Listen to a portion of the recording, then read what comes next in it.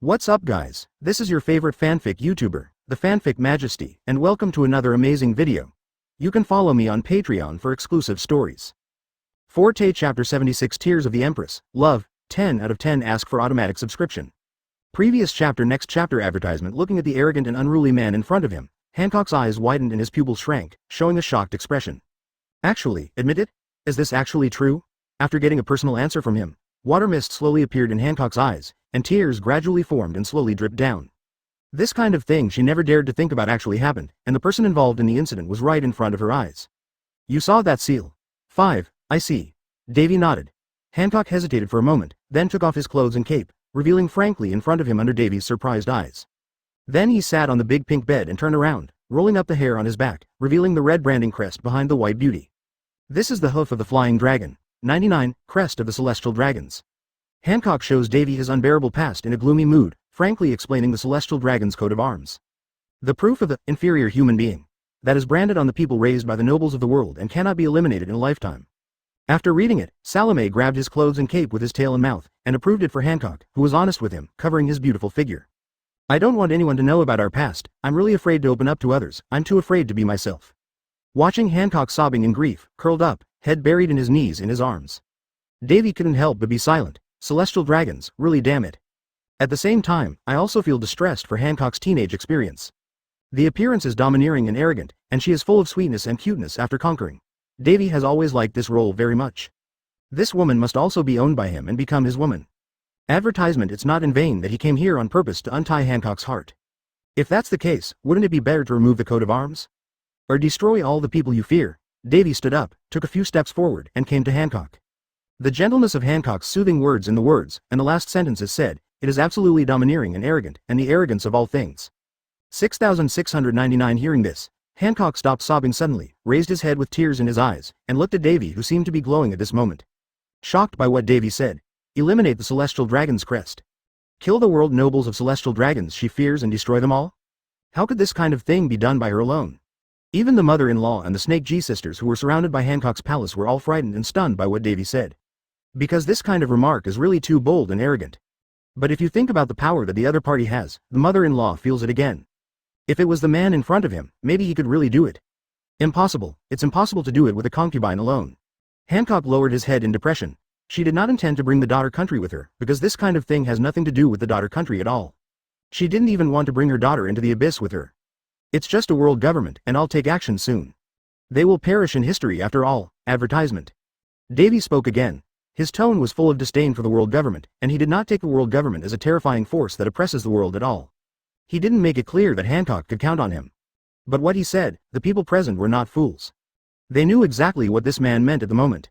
If only the strength of the Empress is not enough. Well, there's him, Christy Davy. Would you look down on us who were once slaves? Hancock stared blankly at Davy who was standing in front of her, and asked him with an uneasy mood. She was afraid that the man in front of her would give an answer that made her feel hopeless and painful. I said, if there is fear in your heart, then I will take you and personally smash the existences that you fear in your heart. Davy saw the Empress's uneasy, contradictory gesture of seeking solace and approval, smiled slightly, and grabbed her white tender and slender jade hand. Looking straight at her without the slightest desire, he made a promise to her. In an instant, Hancock's heart throbbed violently, and Davy's face and figure were deeply engraved into her heart and mind. Ha ha ha ha, my concubine likes you. 99 After a moment, Hancock wiped away his tears. Standing up, revealing a wonderful and peerless figure, returning to the proud posture of the original Empress. With Davy's penetrating speech, Hancock finally got rid of the shadow from celestial dragons for a while. She has once again become the arrogant and domineering pirate queen. So, you said you can help me remove the celestial dragons brand, what do you do? Advertisement. Hancock remembered what Davy had just said, and asked. Since he can remove the seal of celestial dragons, Hancock doesn't want to bear this disgusting and terrifying demon seal all his life. It's best to remove it completely to avoid being discovered. And, more importantly, the current Hancock is thinking. She didn't want to show her imperfections in front of Davy. Take off your clothes, Davy said softly. Ah, this. Hancock, who had already begun to fall in love with Davy, immediately blushed when he heard this. His movements became stiff and hesitant, and he began to feel awkward. The change in his mentality was too fast.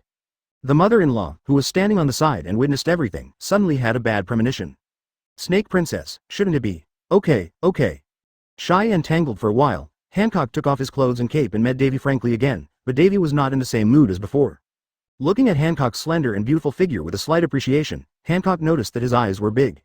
With a slight smile in his heart, he was very satisfied with Devi's innocent eyes and then turned around. A beautiful white back appeared, and she lightly rolled up her hair, revealing the hoof mark of celestial dragons. Shadow eclipse. Seeing this, Devi stepped forward, sat behind Hancock, raised his hand, and dark shadow energy emerged, sticking to Hancock's white and beautiful back. Chapter 77 Erase the crest of the dragon's hoof, 1/5 for automatic subscription. Previous chapter. Next chapter advertisement. Dark shadow energy appeared in Devi's hand, slowly clinging to the hoof mark of the celestial dragons on Hancock's back. The power of the shadow eroded into Hancock's body, gnawing at the mark on her white and beautiful back. When Devi's hand was on her back, Hancock shuddered instantly and couldn't help but let out a coquettish cry. That warm Hexie's palm gave Hancock a wonderful and peculiar feeling, and his whole body gradually became rosy. Hancock's eyes blurred, feeling the temperature of Devi's palm and the numbness on his back.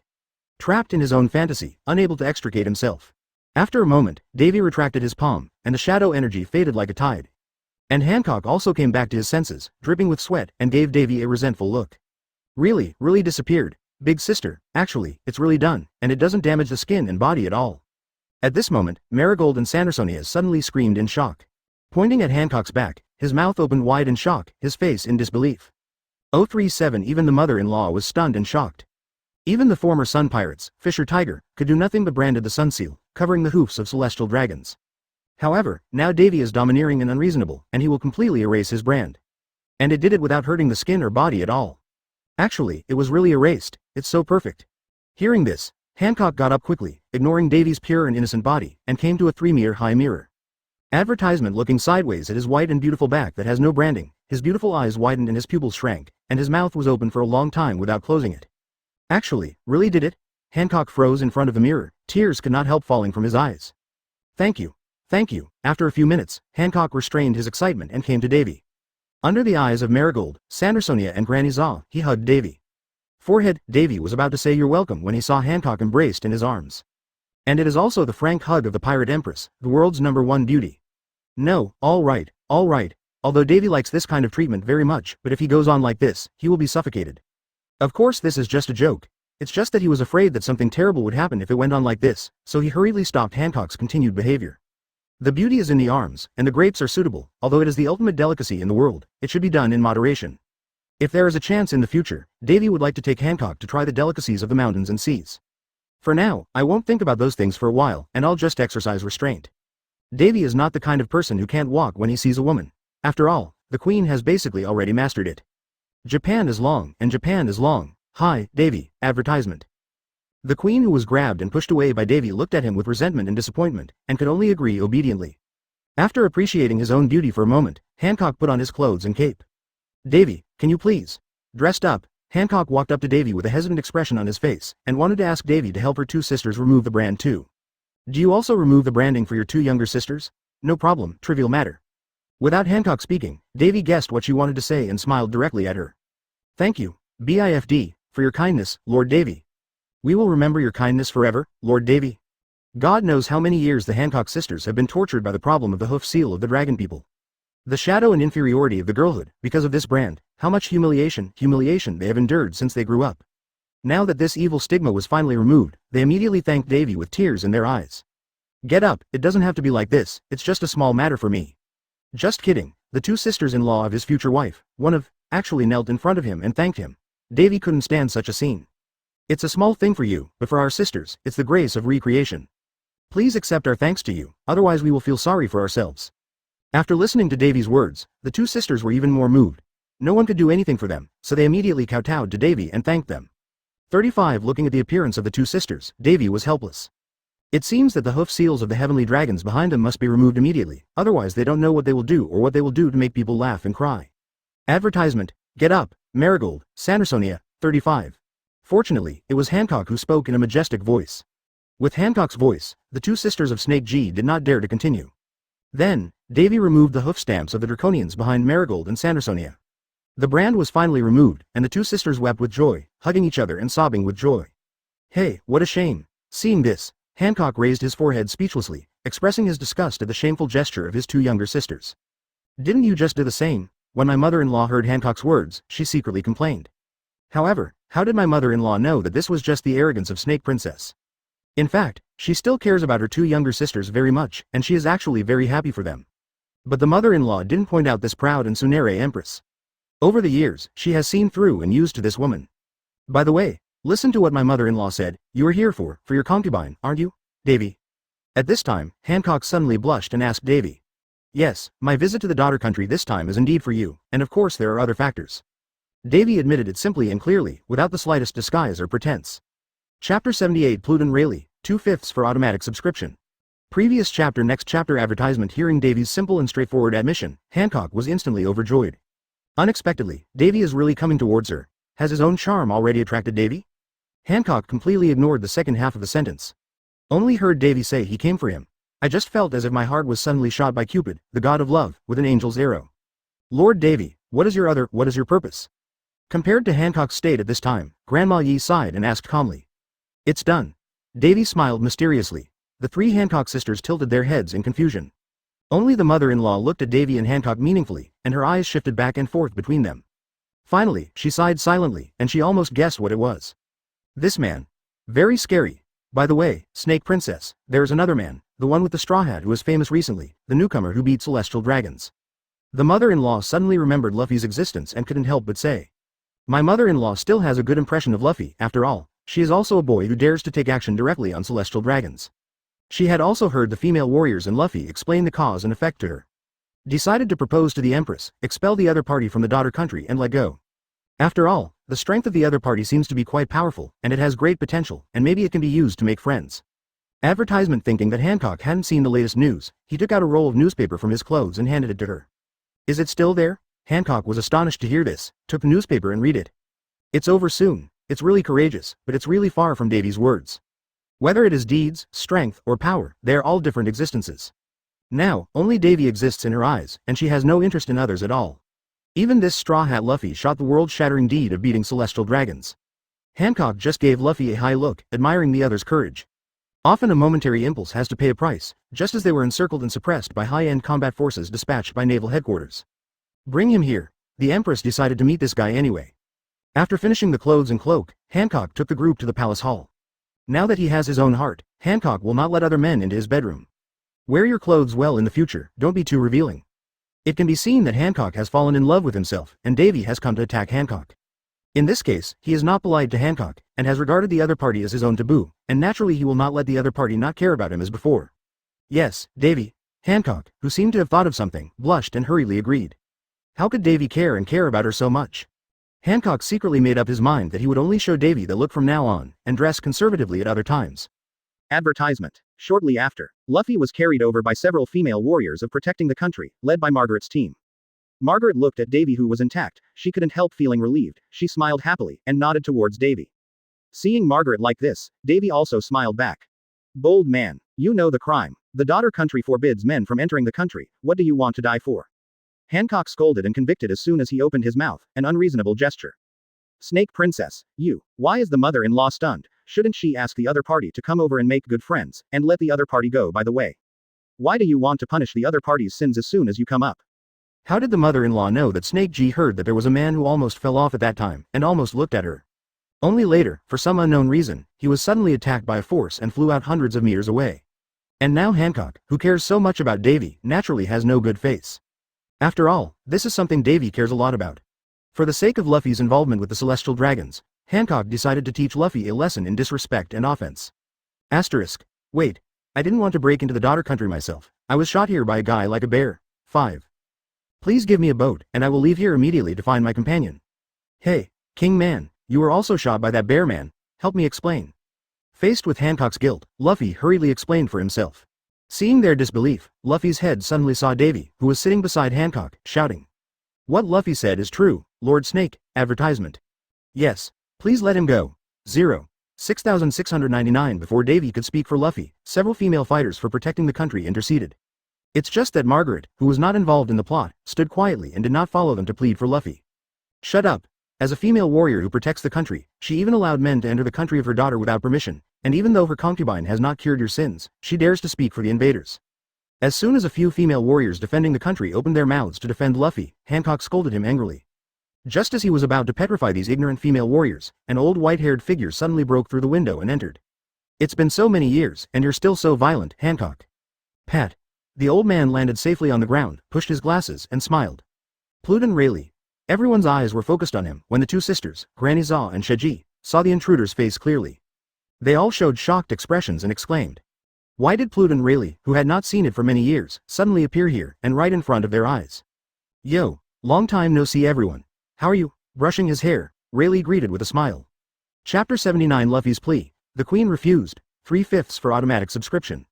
Previous chapter. Next chapter advertisement, Rayleigh. Hancock's pupils shrank when he heard the words of his mother-in-law and two younger sisters. She still remembered after they were rescued by Fisher Tiger. It was the original mother-in-law and Rayleigh who rescued them who were being pursued by the pursuers, and they survived and returned to Nine Snake Island alive. If it weren't for Granny and Rayleigh, they wouldn't be where they are now. It's you, Rayleigh. Hancock looked at Rayleigh, who had entered the broken window, from hostile eyes to friendly eyes. Since it was a former benefactor, Hancock didn't care about the other party's impolite behavior. Uncle Rayleigh, why are you here? And Luffy, who saw Rayleigh, shouted with joy. I didn't expect to meet Uncle Rayleigh here in addition to meeting the Kingman again. Zero Sanchi, really surprised him, and if there was Uncle Rayleigh, a strong man who could rival Marine Admiral. You should be able to get rid of the punishment of the Empress by yourself. Unexpected joy, oh, Luffy boy.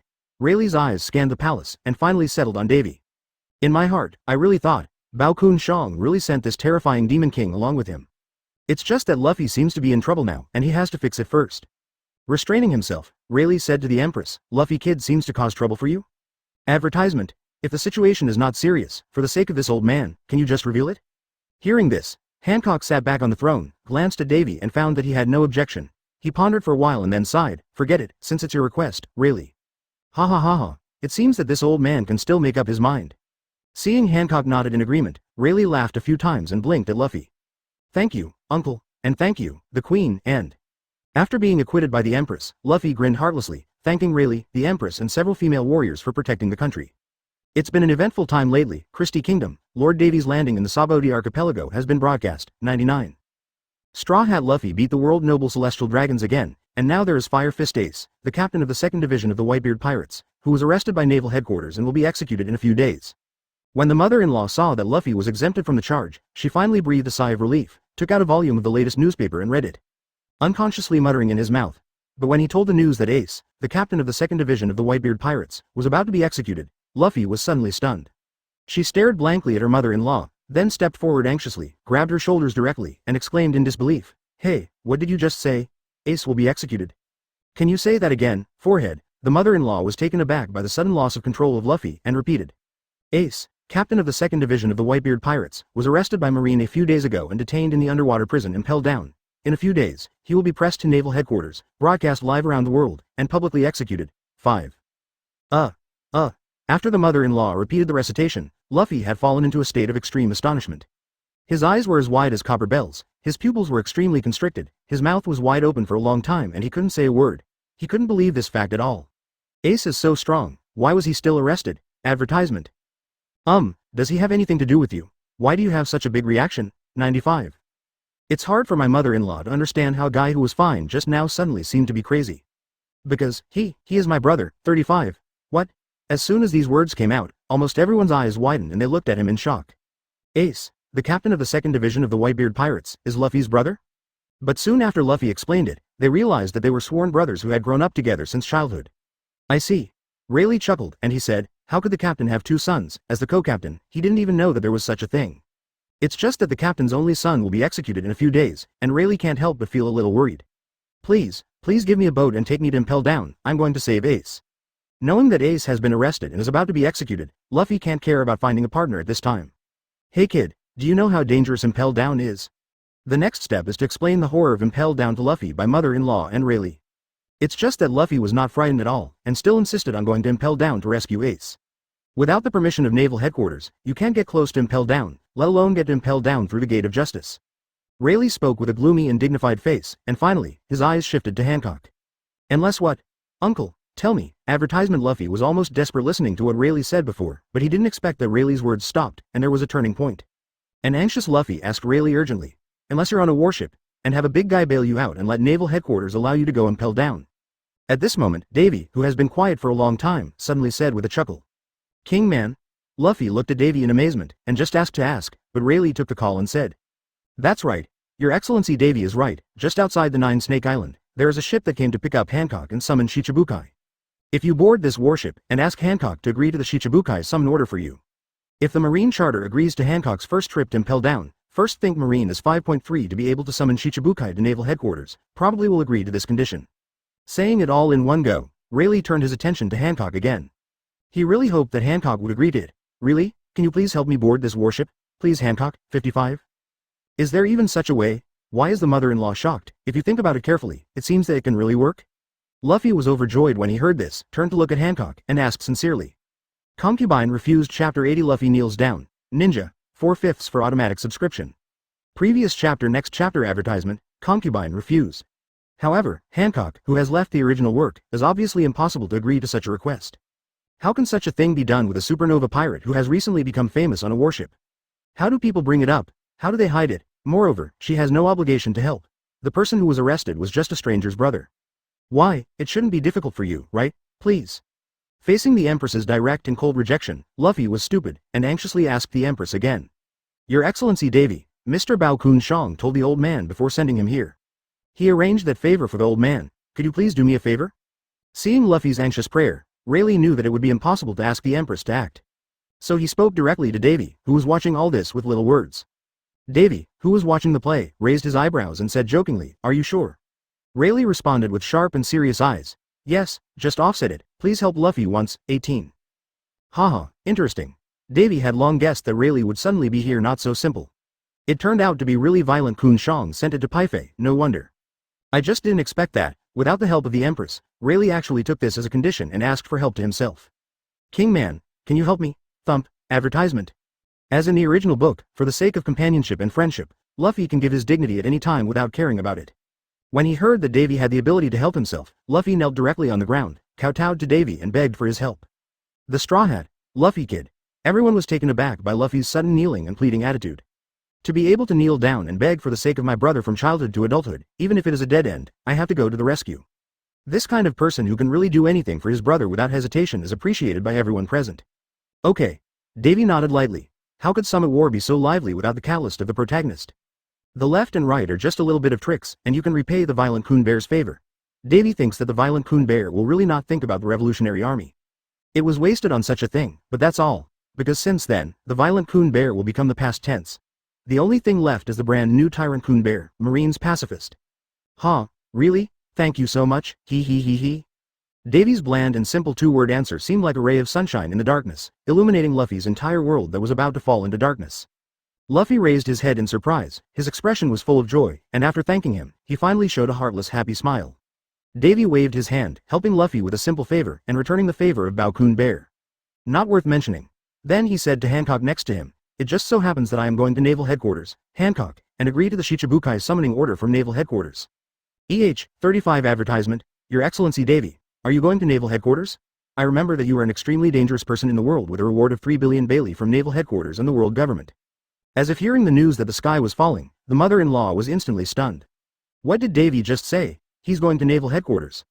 Even the three Hancock sisters were surprised, and Rayleigh and Luffy were equally open-mouthed, completely unable to understand this matter.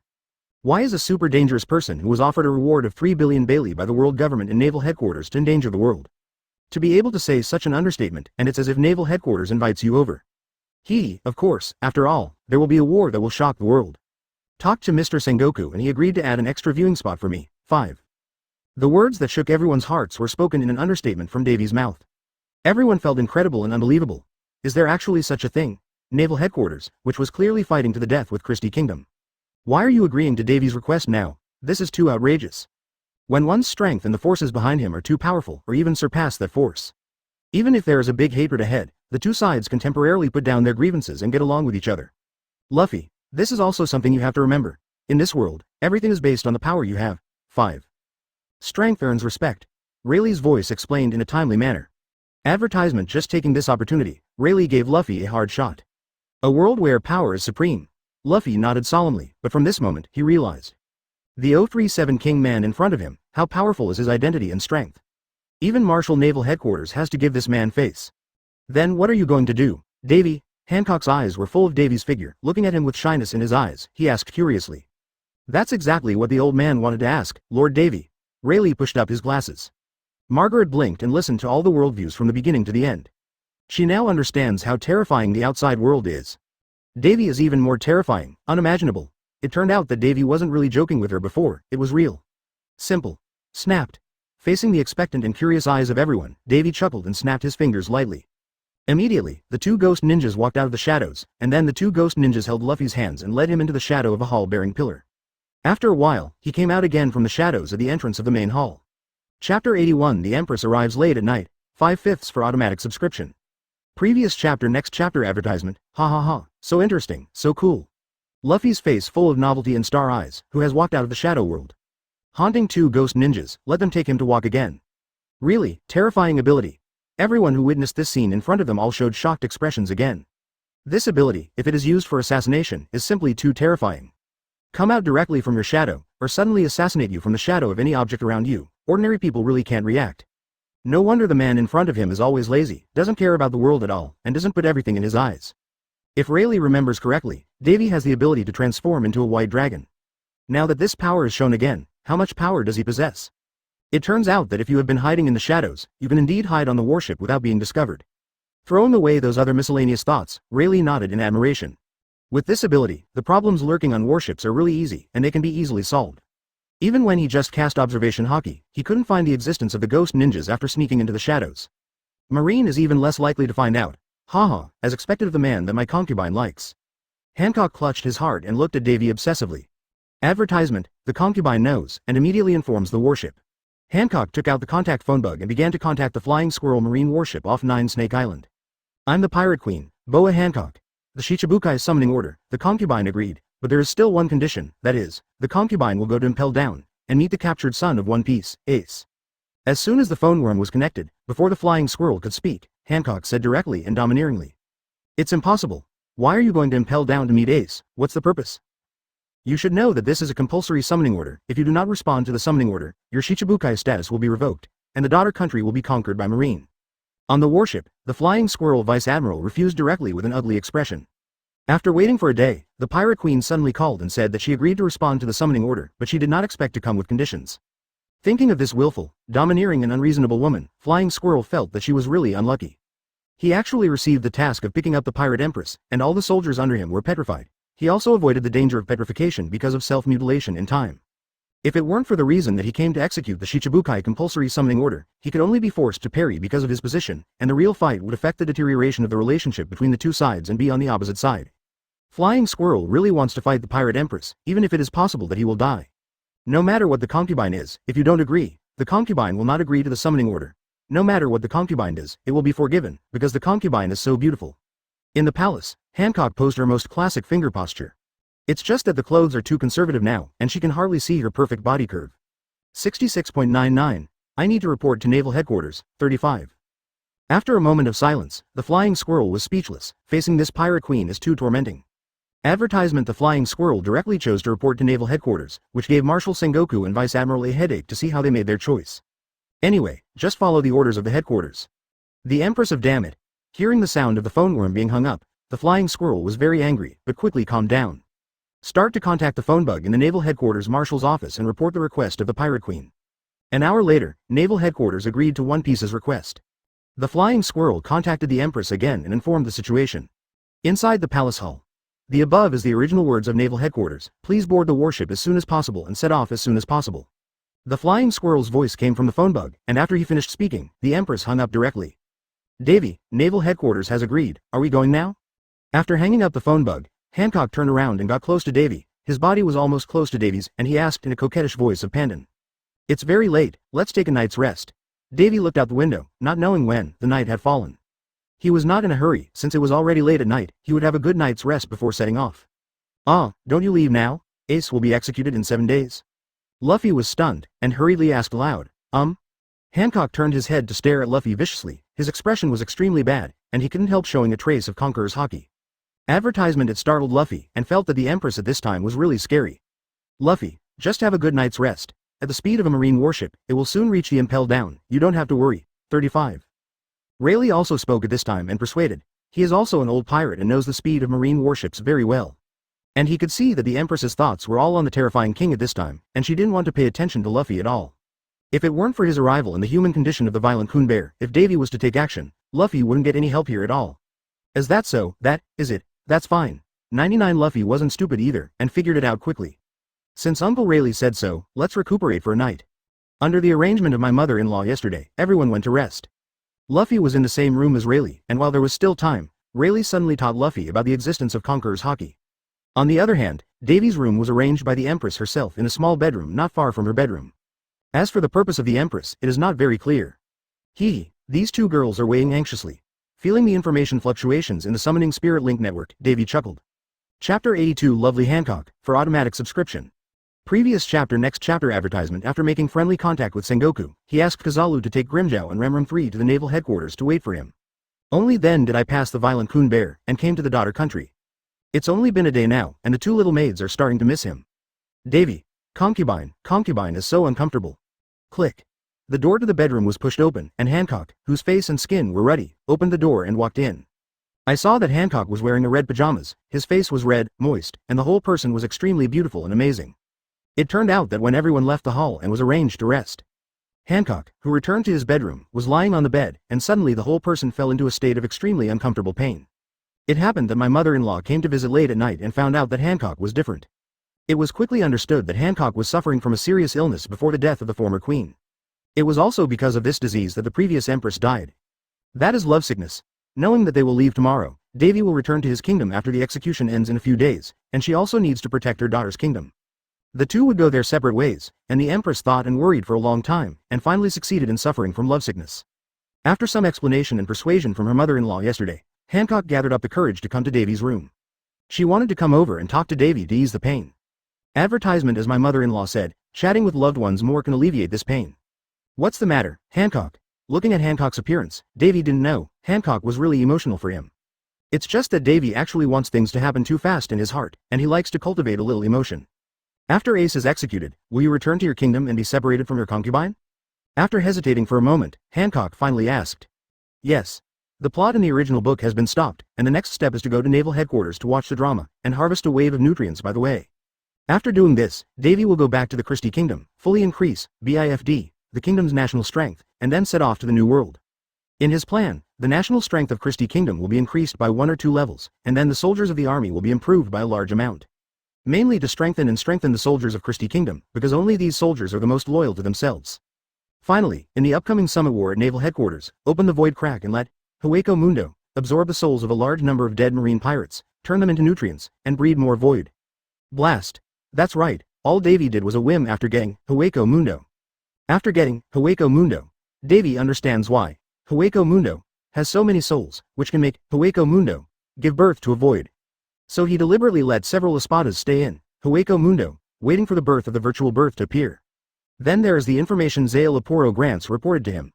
Hueco Mundo has spawned several Jillian Manos Grande one after another, and even a powerful gigantic phantom. This discovery drove Zale Aporo crazy and started researching.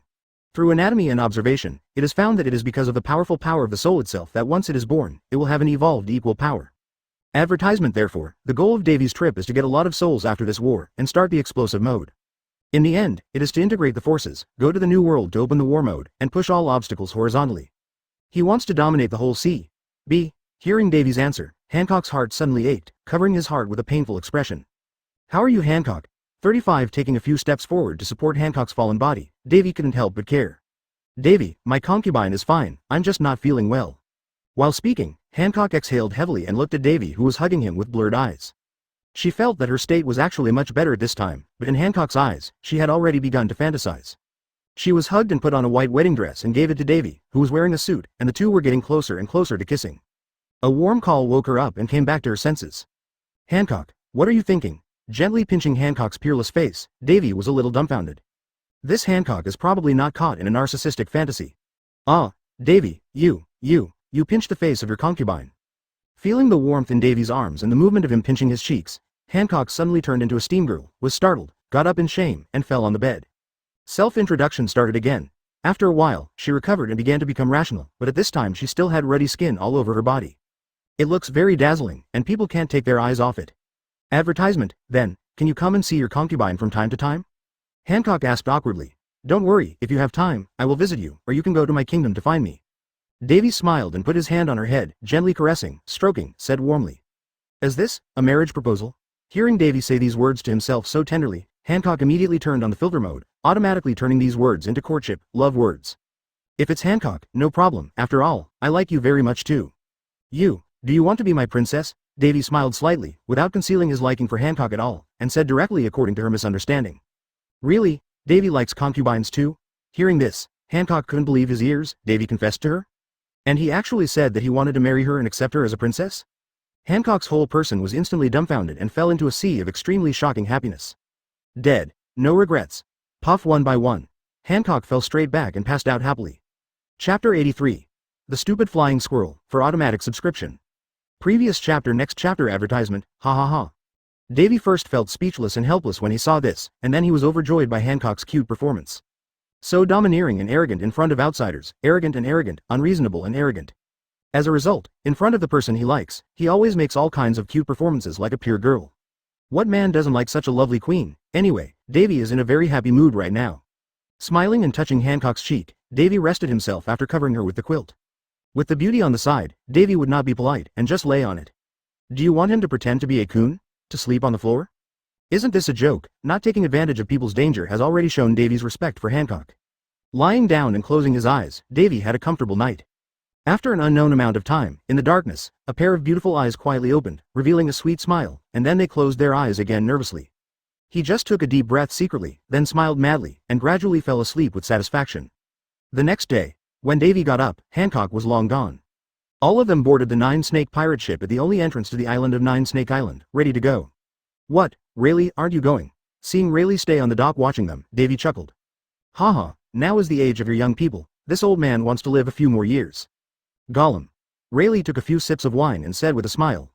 He couldn't have gone with Luffy, their time was a thing of the past. Advertisement, he didn't want to go out anymore, he just lived the few days left. On the Sabaody archipelago, there's another person waiting for him to go back. Young people need to go through the mountains of swords and fires by themselves, and constantly fight to improve their strength, in order to truly grow up. Take control of your own time, hey, as you like. Davy looked back and said no more. Rayleigh, won't you come with me? Luffy stared blankly at Rayleigh on the pier, feeling a little complicated and confused. But soon, his eyes became firm, and he nodded solemnly towards Rayleigh, showing a sunny smile. Thank you, Rayleigh, hey, let's go, Luffy, I'll treat you to a drink when you come back. Rayleigh chuckled, raising the bottle in his hand and shouting. Oh, Rayleigh, wait for us to come back. Luffy also smiled goodbye to Rayleigh. The Nine Snake pirates slowly sailed out of the port pier. Snapped, after boarding the warship, take him to the kitchen.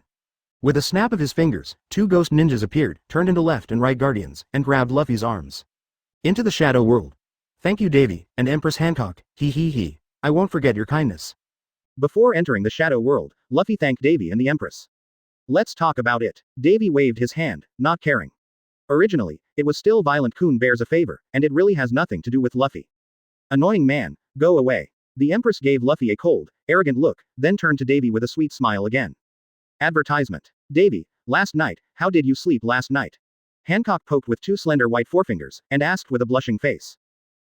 I slept soundly, and in the middle of the night I dreamed of eating jelly and steamed buns. Davy said, looking at Hancock with a half smile. Quote. In an instant, Hancock held his pretty face in both hands and twisted his body crazily, still shyly, whistling in his mouth. Ha ha, stop teasing Hancock, or this lovely queen might faint again soon. Davy looked at the rising gate of the island, and a power belonging to the king suddenly rose. The female warriors of the Nine Snake Pirates were all shocked by Davy's sudden change in momentum. Only Hancock's eyes looked at Davy's figure, and it turned into two hearts directly. This man is so handsome. As expected of the man that the concubine likes.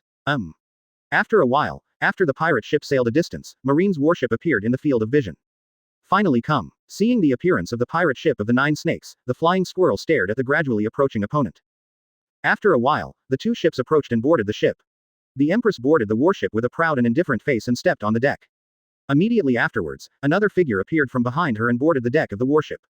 In an instant, the flying squirrel suddenly pulled out his sharp sword, his aura suddenly rose, and he looked at the man in front of him with extreme vigilance. Drops of cold sweat seeped from his forehead, and sweat-soaked wet his back. He said calmly, with shock and wonder in his eyes, Christy Davy. Why are you here? Advertisement. And the Pirate Queen, you are openly staying with the world's super dangerous people, what do you mean? He couldn't help but feel a bit of shock at Davy's sudden appearance here. 0.0. The man in front of him, he saw it with his own eyes, was in the dungeon. The shadow area this man gave Marine was simply too great. At this moment, the flying skier suddenly felt that this seemed to be a pit. The pirate empress unexpectedly got together with Davy. A pirate queen is no longer what he can handle, and now there is Davy who is suspected to be more powerful than all the members of the Espada Legion. He is just like a mouse marrying a cat and running over to die. Hee hee, flying squirrel vice admiral, don't be so nervous. Seeing the flying squirrel that was almost scared to pee, Davy chuckled. Don't worry, this king is not interested in you. This time on your warship, it's just for the way, but Mr. Sengoku agreed to let this king go to naval headquarters to watch the execution. Didn't you get the news? No way. Is your Marine Elite Vice Admiral job a bummer? Question mark question mark question mark. Hearing the words, the flying skier slowly made 3 question marks. Is there really such a thing? But after carefully thinking about the strength and status of the other party, it seems that there is no need to play dirty routines with a little Vice Admiral. He slowly put away the knife, and for Davy's sake, he chose to temporarily believe him once. Go back and contact the headquarters immediately, and then confirm the authenticity of the matter with the marshal. Chapter 84. Jie Lu, who is about to get into trouble. For automatic subscription. Previous chapter. Next chapter. Advertisement. If that's the case, I believe you once. The flying squirrel withdrew the sword, turned to Hancock and said with an ugly face, since you have chosen to respond to the summoning order, can you remove my subordinates from the petrified state? HMPH, the concubine is so beautiful, these filthy men should face the concubine, then they should all be petrified and die. 35. The Empress spoke coldly and arrogantly, posing her classic posture, and refused with a domineering and proud tone. Let them all go. After all, someone needs to be in charge of sailing and cooking. Davy said with a smile. The queen who obeyed Davy gave the flying squirrel a cold look, and immediately released all the petrified marine soldiers on the deck from the petrified state. If you dare to look directly at your concubine so rudely, then you will be turned into a stone statue and die for the rest of your life. 35. After doing all this, 040, the female emperor gave a majestic warning. A bunch of idiots. You've heard it. Whoever dares to disturb his mind, the old man will gouge out his eyes. Hancock's admonition made the flying squirrel's expression change ugly, and then he turned around and shouted angrily at his subordinates who had been lifted from petrification. Combining the current situation with what their superiors said, the Marines quickly understood what was going on. All of them looked like they were escaping from the dead, and nodded repeatedly in fear. Adjutant, personally arrange for the 2 distinguished guests to rest. The flying squirrel said to his adjutant colonel. It. The adjutant colonel pointed at Davy with trembling fingers, his trembling mouth unable to speak completely. This is the distinguished guest of Marshal Sengoku, go. The flying squirrel glared at him. Yes. The lieutenant colonel who heard the flying squirrel was dumbfounded. Advertisement. Why is this an honored guest again? Isn't this the great enemy of naval headquarters? However, he didn't ask too much, and hurriedly agreed. Full of horror, he led the 2 of them to the most luxurious room in the cabin. This man, on the deck, looking at the disappearing backs of Davy and Hancock, the flying squirrel could not help but fall into an incredible shock. Why is the pirate queen who is so arrogant and hates men so much that she will obey a man? Horrible. If you don't believe me, contact naval headquarters quickly to convey this information back together. On the other side, the sun flies by. Naval headquarters here. In the hall where Shichibukai is entertained at naval headquarters. At this time, except for Hancock and Jinbei, who was imprisoned in Impel Down, the rest of the Shichibukai were here. The existence of 3 of them surprised all Shichibukai. A blue-haired youth with half a tooth mask on his cheeks, and 2 cute little maids with pink and blue hair. Also with them, sit in this Shichibukai meeting. This made them very puzzled. Isn't it the Shichibukai meeting? Why are there 3 strange-looking youths and 2 maids here? Really, why hasn't the King-sama arrived yet? That's right, Rem, doesn't the king want us? The conversation between the 2 little maids made everyone frown. Advertisement. Che, what's the point of sitting here all the time? I'm going out for a walk. 35. Grimjow was placed in the Shichibukai conference room by Sengoku and had been waiting impatiently. When he got up and was about to leave, Sengoku raised his eyebrows while watching the crowd, and said lightly, Grimjow, where are you going? Oh, of course to have fun. 35. Grimjow turned around and gave Sengoku a sneer, turned and left. Doflamingo looked at the back of his departure thoughtfully, if he was not mistaken. He just seemed to see a 6 in black on Grimjow's waist. That familiar outfit, its bone mask, and an even more impressive number. Doflamingo suddenly widened his eyes, and a suspicion slowly emerged in his heart. Humph. Daring fellow, just like him. Looking at Grimjow leaving, Sengoku snorted coldly, his face a little ugly. Damn Davy, he actually asked Pelusolino to bring back these 3 guys, but he went to the daughter country himself. The 2 little maids Sengoku didn't care too much, but what really worried him was Grimjow, the 6th ranked Grimjow in the Espada Corps. Sengoku knows the horror of every member of Davy's Espada Corps. Although this army has only 10 people, the strength it shows is extremely terrifying. Every Espada member, the weakest, like Yami, can hold down several elite vice admiral by himself, and even fight back. And just a few days ago, a news shocked the world. The incident took place in Christie's kingdom, and another Espada appeared in the Espada Legion. The specific Espada number and ranking are unknown, but its strength is terrifying. Advertisement. Going alone to the kingdom of Christie to find Ulquiorra's 4 emperors Kaido of the beasts, did not encounter Ulquiorra. However, it was blocked by the Manos Grande monsters and special forces of Christie Kingdom, and then encountered the new Espada. They fought against each other. Not long after the two sides fought, and the 4 emperors Kaido actually lost to each other, and finally fled with broken arms and returned to the new world. When Sengoku saw this news that shocked the world, he was stunned. Another 4 emperors top combat power. Under this Davy's hands, why are there so many powerful people emerging one after another to serve him? Sengoku really felt a little tired, and now Davy is even more terrifying and difficult than the original rocks. A single Ulquiorra can defeat 2 Marine Admiral forces head-on. For example, in 5.3, there is another Baragan Skeleton Emperor, which directly damaged the 4 Emperors Kaido of the beasts, and directly chased and killed thousands of miles to make them flee back to the new world. Send Porsalino with him, and don't let this guy cause any trouble. 99. Said Crane Vice Admiral, who was beside Sengoku helplessly. An Espada, rank number 6, is definitely not a simple character. Had to send an admiral to watch it specially. Porsalino. It is good. Crane Vice Admiral nodded and walked out of the conference room. Mr. Sengoku, the one who just left, shouldn't it be one of the Espada Corps of Christie Kingdom? Chapter 85 Conflict. Lu vs Akainu. 1/5 for automatic subscription. Previous chapter. Next chapter. Advertisement. Doflamingo asked with a weird smile. It's just that the tone of voice has already taken on the meaning of affirmation, saying this is just to get personal confirmation from Sengoku. Yes, Sengoku said in a calm voice. The group of Shichibukai fell silent for a while, each of them thinking about something. Sister, Grimjow ran away, what should I do? Ram asked Ram, looking at him. Humph, don't worry about him, when Davy comes, he will reprimand him properly. Ram blinked. After such a long period of closeness, the relationship between the two little maids and Davy is much better now. Has changed from King Sama adult to Davy Sama. And how much Grimjow jumps now, how hard it will be at that time. Sengoku glanced at the two little maids and thought to himself, these two girls were indeed Davy's personal maids. If the two were caught here, interrogated, and some useful information was obtained.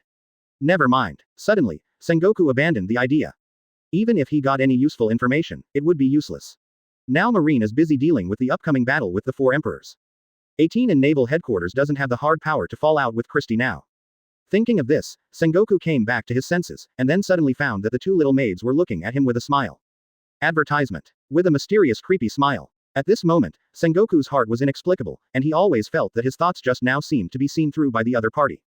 The other side, Grimjow, who walked out of the Shichibukai meeting room, was walking through the naval headquarters. With an unhappy and depressed expression on his face, how come he has been out with the king for so long, and he has never met a powerful guy who can fight? A little disappointed. Walking to Marine's Plaza, Grimjow smiled disdainfully when he saw a group of Marines training. It's so boring. With that said, Grimjow turned to leave. Unexpectedly, at this moment, a dull and majestic voice sounded from behind him. Why do you despise the way we train at naval headquarters? The one who appeared behind Grimjow was none other than Akainu, Sakazuki, one of the Marine admirals. Did you look down on it? Or rather, you don't look down on it at all. Grimjow scratched his ears in disdain and said with a smile. Hearing this, Sakazuki's face darkened, and he warned with a bit of disgust and threat. Don't think that with the guarantee of the marshal, you can do whatever you want in this naval headquarters. 35. If you dare to provoke right and wrong under the eyes of this old man, then you should be ready to be executed by this old man, bastards. As soon as these words came out, Grimjow also put away his smile, and his face became gloomy. His eyes became stern, and Grimjow defiantly said, crap. Are you referring to Marine? Ha ha ha ha. If you have the guts, then come and kill Lousy. Court death. Drink. Advertisement. Hearing this, Sakazuki couldn't bear it any longer, his fist turned into a lava fist, and he smashed hard at Grimjow. Seeing this, the surrounding Marines fled quickly. This is Marine Admiral, the world's top combat power. If they are so close, it will be life-threatening if they are affected, and people will die. Hurry up and notify Marshal Sengoku. Damn it, is that guy a lunatic? He actually got into a fight with Akainu Admiral. Why did the Espada members of the Espada Corps from the Kingdom of Christie appear here? What on earth are the top Marines thinking? Quote. The sudden outbreak of war between Grimjow and Sakazuki shocked everyone, let alone understand why an Espada Corps person would exist in naval headquarters without being arrested. Ha ha ha ha, that's interesting, Sero. 35. Seeing that Sakazuki finally couldn't help but take the initiative, Grimjow laughed excitedly.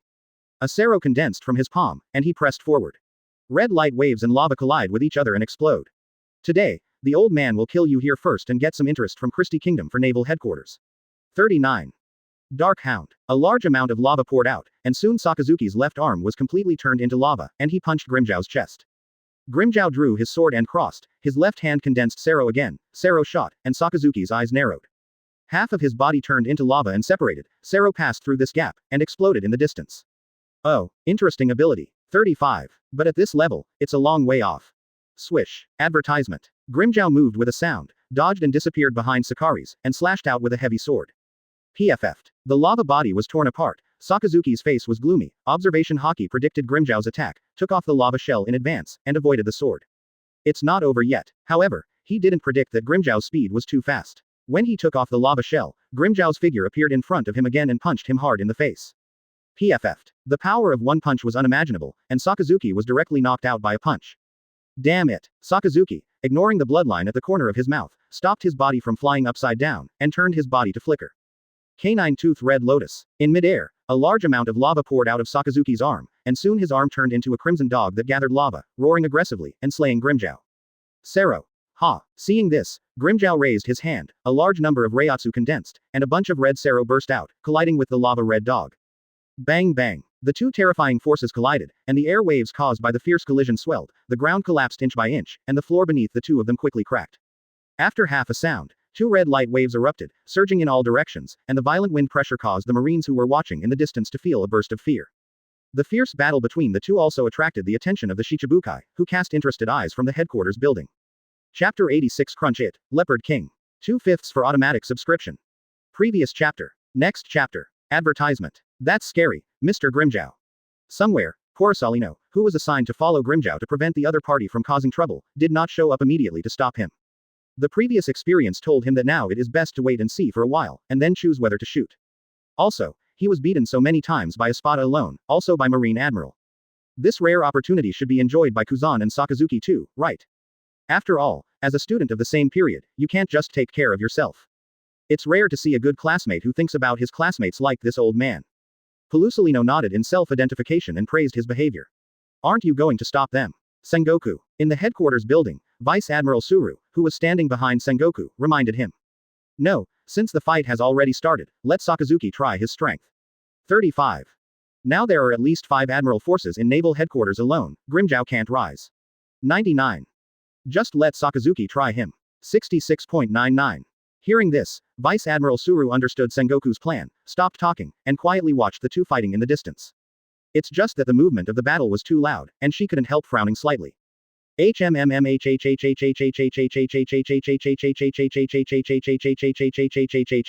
really that one's Espada core. This is the first time I've witnessed the Espada versus Marine Admiral.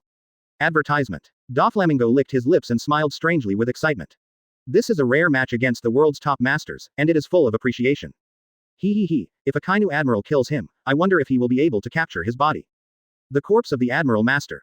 Gecko Moria's eyes glowed and her heart was very excited. He has heard that these Espada legions are not pure human beings, but another humanoid race. The body structure is very strange, and the strength is both strong and weird. Gecko Moria can't help but want to go and help, beat Grimjiao to death and recover the body. Use his shadow to create an Espada monster directly. Then take this zombie with Admiral power and go to New World to find the damn Kaido of the beasts for revenge. It's just that Gecko Moria had a good idea, but when he faced Grimjiao. I'm afraid I don't even know how to die, and if I don't respond, I will be killed directly. Whimsical. Shichibukai, who was at the bottom of the pack, also wanted to challenge Grimjiao. If Davy knew Gecko Moria's thoughts, he could only sigh, overreaching and seeking death. Grimjiao's strongest move, the claws of the Leopard King, can't be resisted even by Kaido. Against Gecko Moria, it's even less of a challenge to use a trick. With a flash of Wang Shu, it took Gecko Moria and his thriller bark to hell. Canine-toothed red lotus. 5. Boom. The ground collapsed into a sea of lava and fire. Grimjiao easily dodged, and sarcastically said, "What's the matter, your attack can't hit me at all." In the battle with Sakazuki, Grimjiao didn't even use the return blade until now, just playing with Sakazuki in normal state. Advertisement. Are you insulting the old man? Why don't you use all your strength? The one that seals your strength is called returning blade, right? Use it. Dark Hound. Sakazuki roared, and the strength that he used in the battle was slowly improving, and he wanted to force out the full strength of Grimjiao.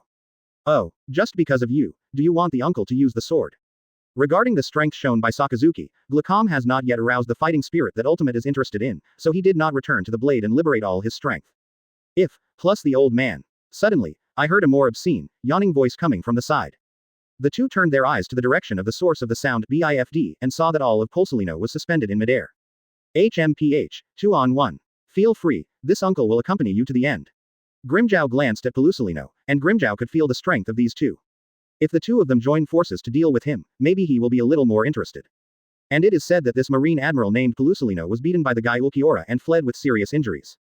It's just that a guy who joined forces with him was directly killed. 66.99. Sakazuki glanced at Pulsolino, didn't say anything to stop him, and shouted what he could do alone. In the eyes of Sakazuki's absolute justice, no matter what means are used, as long as justice can be maintained. As for other conspiracies, unscrupulous, sinister villains. As long as the execution of justice can be completed, all these are irrelevant. Canine-toothed red lotus. 35. Light speed kick. Advertisement. In an instant, the two looked at each other and released their skills one after another, wanting to quickly take down Grimjow. The fourth-ranked Ulquiorra and the others can't take it, but in front of naval headquarters there is an arrogant no. 6 Espada. If they don't take down the opponent, where will Marine's face go? The flaming lava turned into a hellhound and rushed towards Grimjow. The terrifying high temperature it carried scorched hot air, and even steel could be dissolved.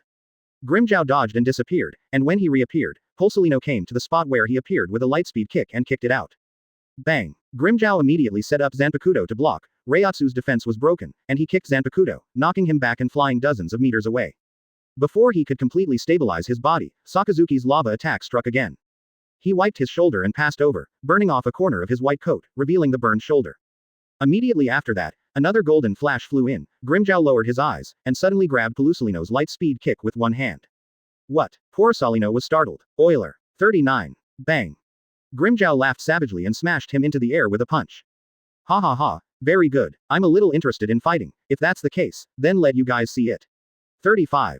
My uncle's return blade. Grimjow bent down slightly, his fingernails pressed against Zanpakuto's blade, then grabbed it and shouted angrily. Crack it, Leopard King. Chapter 87 Leopard King vs. 2 Admiral. The Golden Buddha is coming. 3/5 for automatic subscription. Previous chapter. Next chapter. Advertisement. Boom. With Grimjow's muffled rage, Reiatsu erupted. A violent storm abruptly blew up, and the wind and clouds swept across the audience, enveloped by the extremely strong Reiatsu that made one feel the soul tremble, and the space trembled. A tingling coercion descended on everyone's hearts. The cloud of smoke gradually dissipated, and Grimjow's new super strong appearance appeared behind his return to the blade. He stretched his body, raised his head and roared angrily. Suddenly, a terrifying Reiatsu storm spread out and swept out, and the strong Reiatsu and sound waves formed, sound pressure. Like a bursting tornado, it swept through violently, and was swept away in all directions. It's just a roar, that's all. Exclamation mark quote. The crowd watching the battle was affected and injured by this terrible sound pressure, and it was only with the use of iron body and armed color that some strong men above Rear Admiral resisted. Even Sakazuki and Pulsolino had a heavy face, gritted their teeth and resisted this wave of pressure. The heart is shocked by the state of liberation of the return blade shown by Grimjow. This special talent is just the roar of the opponent's liberation of his original strength after returning to the blade, and it has already created such a terrifying power. At this moment, all the marine executives were extremely shocked, and they were all frightened by Grimjow's gesture. Don't say that the opponent is the 6th Espada as the Admiral Force, you can say that Kaido is standing in front of them. Shichibukai's expressions also changed slightly, the eagle-eyed eyes narrowed, and Gecko Moria was quiet like a quail. Doflamingo silently wiped the sweat from his forehead, and at the same time was secretly glad that he didn't agree to Guy's request at first. Advertisement. Swish. Just when everyone was shocked, Grimjow's speed exploded after transforming into a catharsis, his vigorous posture spun and took off, and his speed was extremely fast and instantly came to the front of Pulsolino who was standing in midair. Tear. Pulsolino suddenly felt a danger of death approaching, and hurriedly used the teleportation of light to leave, but was still hit by the sudden attack of Grimjow. Claw ripped open his suit, leaving 4 bloodstains on his chest, before being kicked away by Grimjow as a springboard and dashing towards Sakazuki. When Grimjow did all this, Pulsolino teleported successfully. In a word from a certain alliance, it is to move the grave in a flash. After the teleportation appeared, Pulsolino's body flew upside down, and the terrifying power wrapped in Grimjow's foot brought him into a building. And Grimjow's speed attack didn't stop. He charged towards Sakazuki, and before the person arrived, he swung his paw, and the blue Reiatsu slash flew out. Dark Hound. Thanks to Grimjow for finding Pulsolino first, giving him time to react. A punch of lava smashed out Reiatsu's claws, but Grimjow's figure had arrived, and with a grin, the claws ripped through. The claws that wrapped Reiatsu were not afraid of the high temperature of the magma, and also left 4 bloody wounds on Sakazuki's chest. Sakazuki resisted the pain, and the magma erupted all over his body, turning into a magma man. Rock Wave. 39. A large amount of magma set off like a wave and devoured it towards Grimjow. Are you acting like a tortoise? Ha ha ha, watch me tear you apart. 35.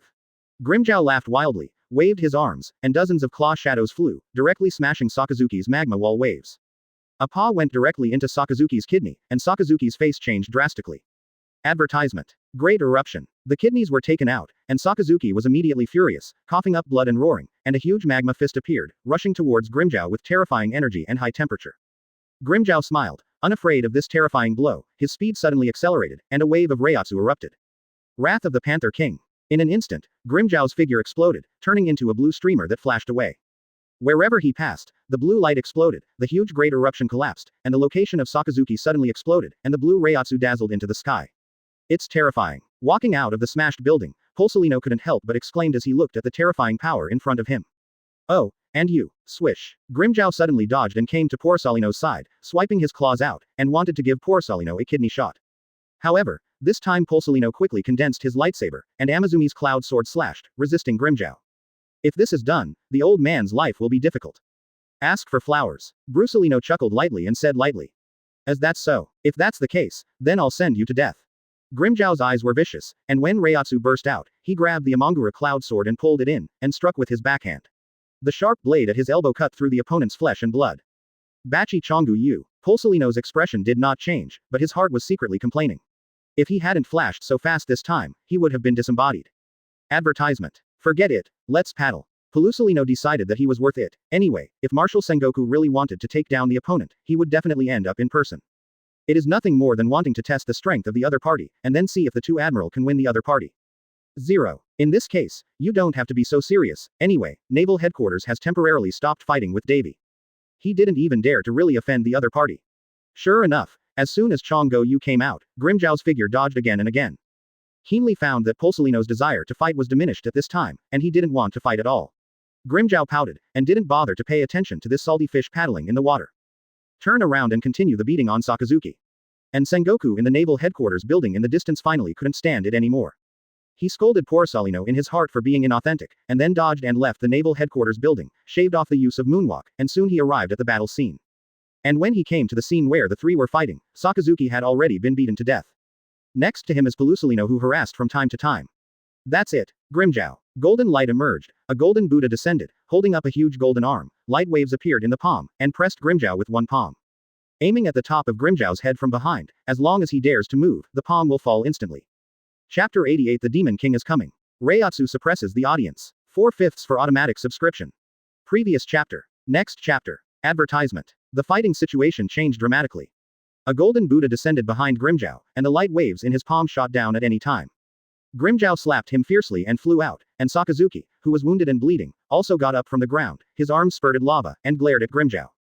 Pulsalino floats gold light in the sky, and the laser is in place, ready to shoot and encircle it at any time. Woo! A frigid wind blew through, and the ground froze. Kuzan's tall, thin figure also appeared at some point, exuding a frosty air all over his body. Little brother, I advise you to be honest for the time being, it's good for everyone. Breathing cold air, Kuzan said in a lazy but serious tone.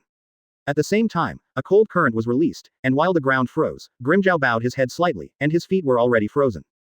043 glanced around and found that he was surrounded by 4 admiral forces. Grimjow sneered and said, "Are you trying to use more to defeat less?"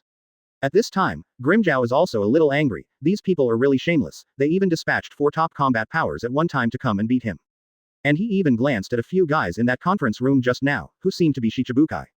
Although the strength seems to be the same as the one with the big sword on his back, the others are weaker. But being surrounded by such a group of people, I am afraid that I can really be beaten to death.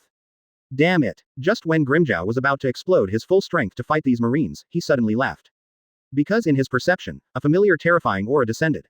Advertisement. Ha ha ha, Marine, here comes your trouble. 39. Grimu Bridge put away the arrogance, and laughed sarcastically at the marine executives who surrounded him, and the Shichibukai who were watching the battle. What? 99. This guy, lost his mind. 66.99. Faced with Grimjow's sudden transformation, both the marine executives and Shichibukai were left scratching their heads. I don't understand how this guy suddenly became like this. Even the arrogant fighting spirit just now disappeared. That man, are you here? However, only Sengoku and Suru Vice Admiral's expressions changed, and suddenly they seemed to realize something. That is, when they realized this, a terrifying coercion fell from the sky and enveloped the entire naval headquarters. Everyone, including San Admiral, Sengoku, and other marine executives, felt a shudder. There seemed to be another sky in the sky, and the terrifying coercion released from the sky fell from the sky, putting pressure on their continuous crushing. A force of death that made the soul tremble came down, and the Shichibukai all stubbornly resisted this force. But, damn it, Gecko Moria was crushed to the ground directly under the shroud of this terrifying force, and let out an impotent rage. Sengoku, what do you mean? A majestic questioning voice came from the sky, and everyone looked up. I saw 4 people appear in the sky. One is a very beautiful woman that makes people feel a little familiar, Pirate Queen Boa Hancock. Advertisement. The other person was a man they were not familiar with, but when they looked closely at the person they had in mind, they were horrified to find out. King of Christie Kingdom, Davy. Why is this guy here, this man who scares the whole world? Other than that, the 2 remaining people were the 2 little maids who had just stayed in the Shichibukai conference room. But there is one more thing that they are particularly concerned about, and that is why Shichibukai Pirate Empress is held in the arms of that man, and she still looks shy. Isn't it rumored that this woman hates men in particular? Why is now snuggling in the arms of a man, without the slightest resistance and struggle, but with a shy look on his face? Who can explain this? Davy. Zongguo gritted his teeth and called out Davy's name. He never expected Davy's strength to be so terrifying. Just releasing the momentum stunned all of them. It should not be called suppression. Is such a terrible Davy and his kingdom really something that naval headquarters can handle? Just kidding. Christie 3. Davy. This is naval headquarters, not your place to be arrogant. Sakazuki, who was held down by Davy's terrifying Reiatsu, roared. What he didn't realize was that Kuzan, Pelusolino, Sengoku, and other marine executives and Shichibukai were all looking at him with strange eyes. Facing such a terrifying and monstrous Davy, he even dared to shout such words to him. Isn't this really a mindless courting death? Even Grimjow himself was crushed by this Reiatsu. How dare you Sakazuki be so brave? Advertisement. Sengoku giggled slightly. Did this king talk to you? Shut up. 35. Davy's eyes froze when he saw Sakazuki yelling at him so recklessly. He couldn't help but turn his eyes to Sakazuki, and sneered when he saw his bloody appearance. The chill in his eyes flashed, and the more terrifying Reiatsu erupted, covering Sakazuki's body. What? At this moment, Reiatsu, who was far more than when he first descended, pressed down on Sakazuki. Sakazuki felt his body sink, and his soul trembled with fear under the pressure. He couldn't help but let out a loud roar, and he was about to stubbornly resist this Reiatsu when he burst out. It's just that the fantasy is beautiful, the reality is very skinny, and it only takes 3 seconds. All of Sakazuki's 5.3 resistances were crushed, and the terrifying Reiatsu slapped him to the ground like a 1,000-meter giant wave. With a thud, Sakazuki's pale and ugly legs softened, and he knelt directly on the ground, supporting the ground with his arms, preventing himself from falling down. Otherwise, you will be completely humiliated to death by the other party. Enough, Davy. It was Grimjow who started the incident first, and we just came forward to stop them from fighting, so as not to cause too much trouble and cause more damage. 35. Facing Davy, who was so strong and domineering, Sengoku explained coldly with a gloomy face. Chapter 89. A different Shichibukai meeting. 5/5 for automatic subscription. Previous chapter. Next chapter. Advertisement. Yes, just once. Davy snorted coldly and withdrew the terror Reiatsu that enveloped the entire naval headquarters. What he meant to Sengoku was obvious, 1 or 2 would be fine, but besieging a Grimjow with so many people would be too much. Totally not giving him face, then Davy wouldn't mind showing them his terrifying power here. A good deterrent to suppress this group of marine executives. Fortunately, Sengoku is not a stupid person, and he knows what Davy means by questioning, so he explained it with a cold face. Not relying on 5 or 6 admiral forces at this time, and here is the advantage of the naval headquarters. Just thinking about fighting Davy. If it really started like this, then Sengoku is really stupid. The day of execution is coming, it's tomorrow. Next is the battle with the Whitebeard pirates, how dare he fight before that? This time Davy is just here to be a spectator. If he develops into tomorrow's second war enemy, then Sengoku was really going to vomit blood. Seeing Davy withdrew the terrifying pressure, everyone breathed a sigh of relief, feeling that the heavy pressure on their bodies finally disappeared. This is 18 Real, world's top combat power. Advertisement. Doflamingo looked at Davy standing proudly in the sky, and his heart was filled with waves, and a raging fire burned. One day, he will become an invincible man like the man in front of him, who can suppress the entire high-ranking marine just by himself. A thief ha ha ha ha, what a formidable man. A thief ha ha ha. Blackbeard's eyes flickered wildly, and he wondered if it was possible to pull Davy and have a good relationship with him. Try to see if you can convince the other party, provide him with assistance, and the 2 will dominate the world together. But when he thought of the opponent's strength, Blackbeard quickly dismissed the funny idea. Take Sakazuki Admiral down for healing. Everyone stopped fighting, and Sengoku summoned several of the school officials who had come to watch the battle, and soon Sakazuki was taken away to heal. Sengoku's complexion became bleak, and he returned to the headquarters building with a group of marine executives and Shichibukai. As for the destroyed square and several buildings, Marines will repair it. But it's just a simple repair. After all, tomorrow is the day of execution. The entire town of Marineford, with the exception of Marine, was devoid of civilians, and had been placed in refuge by the naval headquarters. Everything is prepared for the Whitebeard pirates.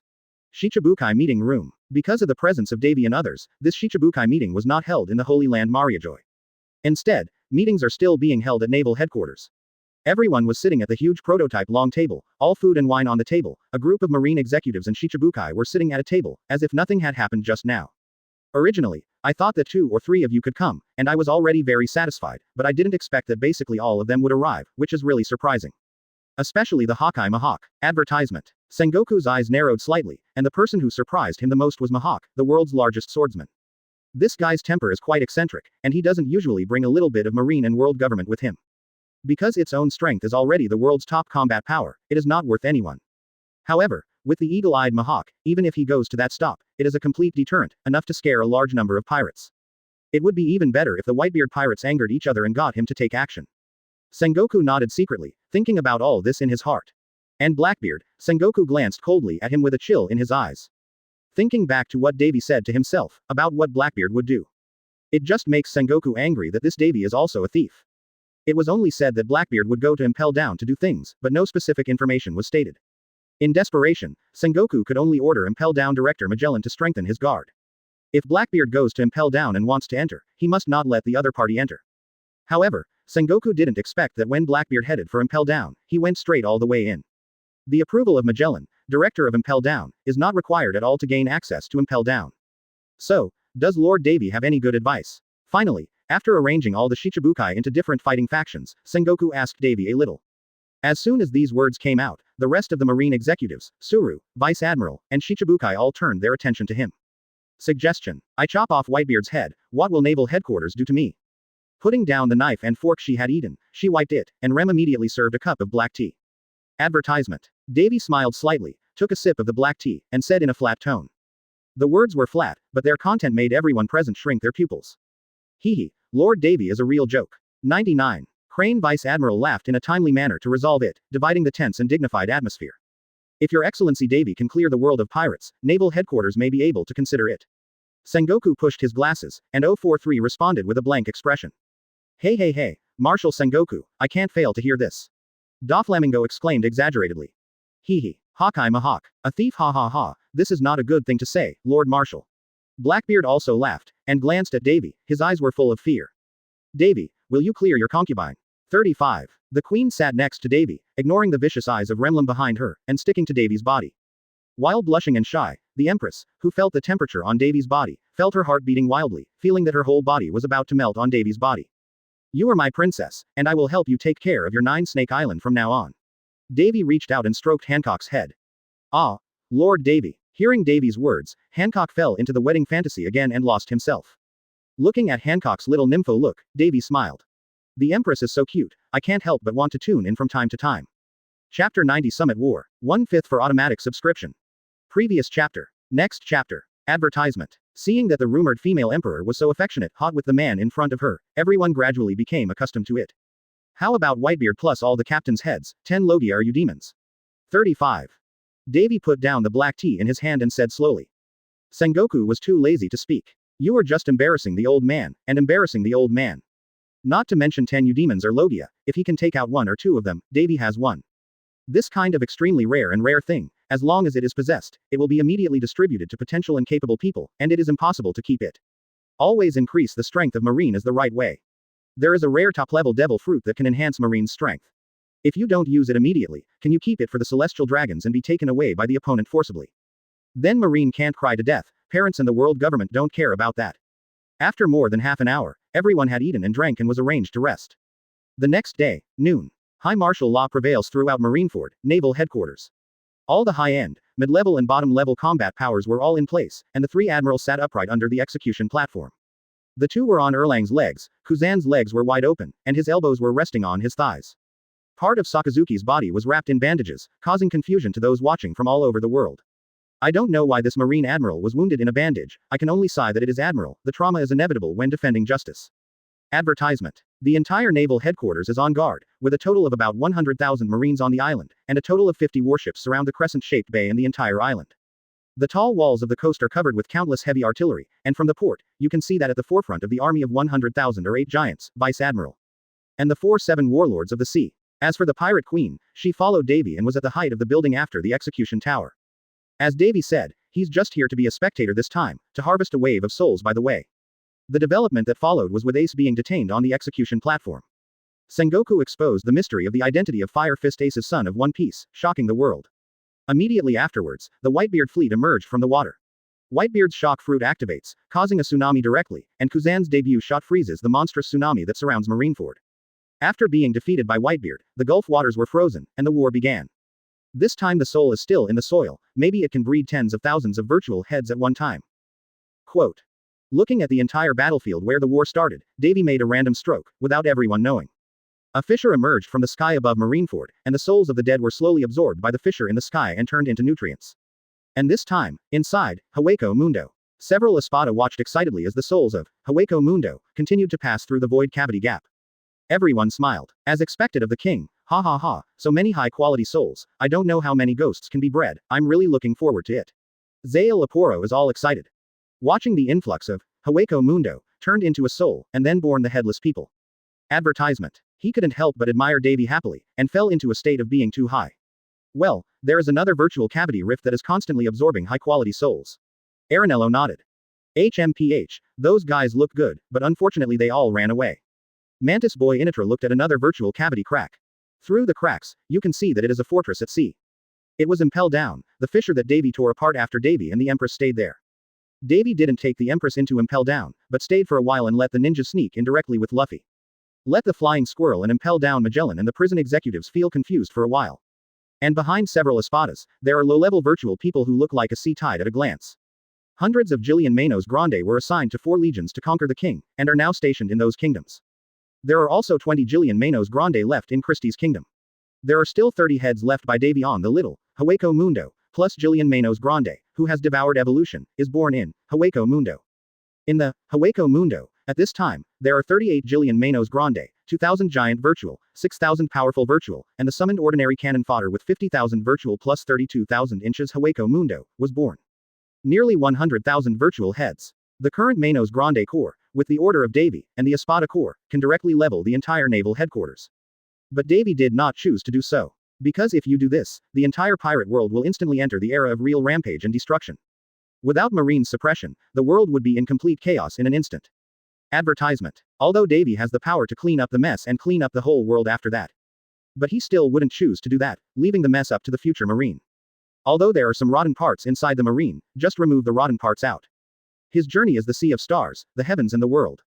Could he still manage every world by himself? The most is to leave the absolute power to suppress the whole world and control an organization to rule the world for him. And that organization happens to be naval headquarters, otherwise well, with Davy's current power. It's completely possible to flatten a naval headquarters. 66 inches Davy, do you need a concubine to join the fray? On the side, the Empress Hancock is snuggling in Davy's arms, and the 191 centimeters tall Empress is snuggling in Davy's 2.2 meter tall arms. It seems to be a very good match, and Lemrum, who is beside him, is constantly emerging from behind him. Obviously they came first, why did this woman come after? Damn it, no, after this war, the world pattern will change drastically soon. The world is so lonely, it's almost time for a new owner after 800 years. Chapter 91 Espada intervenes in the battle. Marco changes color. 2/5 for automatic subscription. Previous chapter. Next chapter. Advertisement. Davy chuckled, his fingers hooked over the Empress's white chin, and he lightly pecked the incense lip. Provoked Hancock into steam again. At the same time, I was shocked by what Davy said. The man I liked actually wanted to overthrow the world government and dominate the world. Okay, as long as you want to do Davy, the concubine will follow you unconditionally. Hancock said with a serious expression. Davy could see her seriousness in her eyes and knew that this woman was not joking. This made Davy feel a burst of joy in his heart, and she was still the queen of fragrance. At the same time, he couldn't help thinking in his heart, since the origin point can improve the quality of summoned characters and items. Then it shouldn't make sense, and other things and humans can't be strengthened and improved. Although the strength of the Empress is good, she is only at the Shichibukai level, and has not reached the Admiral minus level combat power. To be honest, it's a little weak. Looking at Hancock's serious and beautiful face, Davy had an idea in his heart. On the battlefield below, time has passed, and more than an hour has passed. In just over an hour, Marine and the pirates combined killed more than 30,000 people. That's a pretty horrific number of casualties. You must know that the naval headquarters has gathered hundreds of thousands of Marines from all over the world for this war, all of which are of good strength. None of the Marines are ordinary sailors, and so are the pirates. Even under such circumstances, the number of casualties remains high. This is why Davy is eyeing some at war. There are too many quality souls. Advertisement. Looking at the fierce battle that has become white hot, even the three admiral have personally come off the field. Grimjow, who was standing beside Davy, also felt a little itchy, and looked at Davy frequently to seek his approval, and went down to start a killing spree. What? Davy glanced at Grimjow next to him. Seeing Grimjow's appearance of neither sitting nor standing, he knew that this guy was starting to itch and couldn't help but want to go down and show off his skills. Lord King, I. Seeing Davy talking to himself suddenly, Grimjow stammered and wondered if he could go to the battlefield below and kill him. But he was a little reluctant to speak, because he had left Lemrum without permission before, and he knew that he would be held accountable afterwards. Since Davy came to release Reiatsu yesterday, even he has been heavily cared for. Now because of this, I don't dare to speak. Go ahead and help Marine get some tough guys out, Davy said with a wave of his hand. Directly order Grimjow to help naval headquarters and destroy these pirates. Anyway, the current Davy is planning to increase the power of Christie Kingdom after returning this time. Then he frantically attacked the evil forces of pirates, and then entered the New World. Just a while ago, Davy had already told Ulquiorra, Yami and others to perform this task. The Christie Kingdom is thousands of nautical miles, and all the evil forces within the kingdom's waters must be wiped out. Davy doesn't want to have some dirty things, always walking around under his own eyes, no matter whether it is an evil force or a pirate, he is not allowed to pass through his sea area. As long as you dare to hang the flag of the evil forces or the pirate flag, the ships will pass through the waters he rules, and all of them will be sunk and arrested. Since the last time Kaido of the Beasts invaded the kingdom of Christie, this incident has also slightly irritated Davy. When the Kaido of the Beasts invaded the kingdom to wreak havoc, the damn rats started to wreak havoc in the kingdom. It is either to seek information openly and above board, or to use tough, dirty and cruel means to force the people.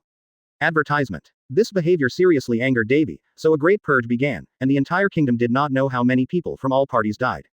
But the landscape of human heads piled up at the gate of the city is bloody shocking to people all over the world. Those forces withdrew their hands one after another, returned to their own territory, and never dared to extend their claws to Christie Kingdom again. They think they've escaped danger, but don't actually know they're on the Christie Kingdom's lore list. The Night Raiders are not vegetarians, and with the power of the Ghost Ninjas, a terrifying assassination begins.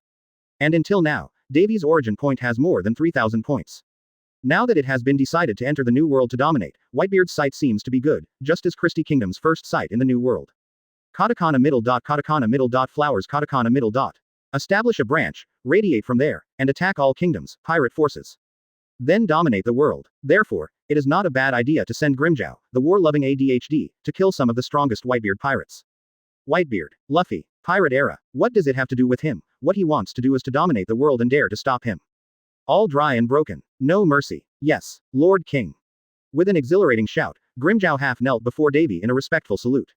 Then, got up and turned around, and the entire body instantly disappeared in place, like a white meteor, falling straight into the battlefield below.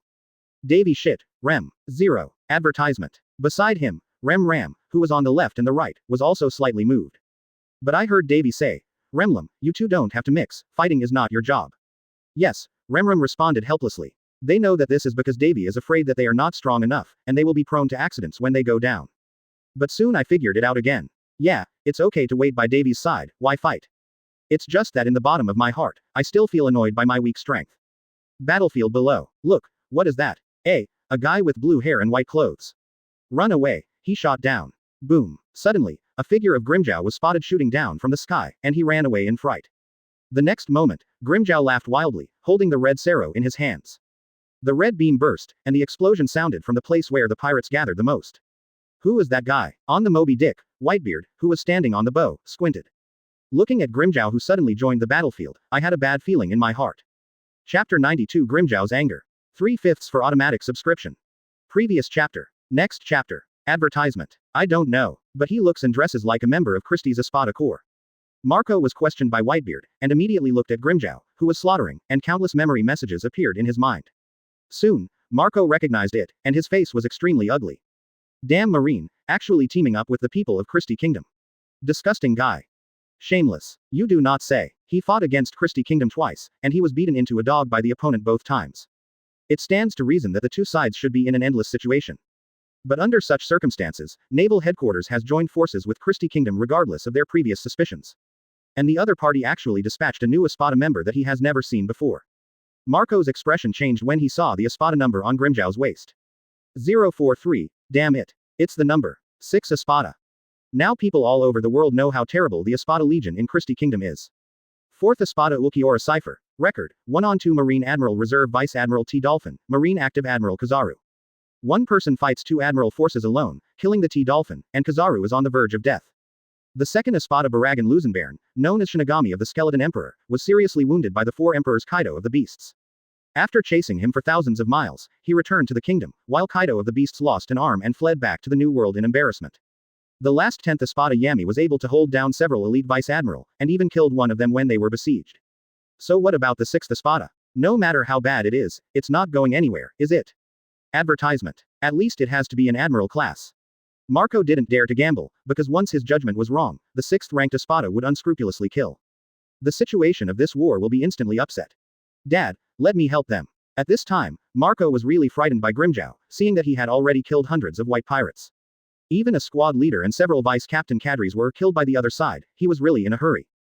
Go, Marco. Whitebeard also realized this, and his voice was calm, with a little anger in his tone.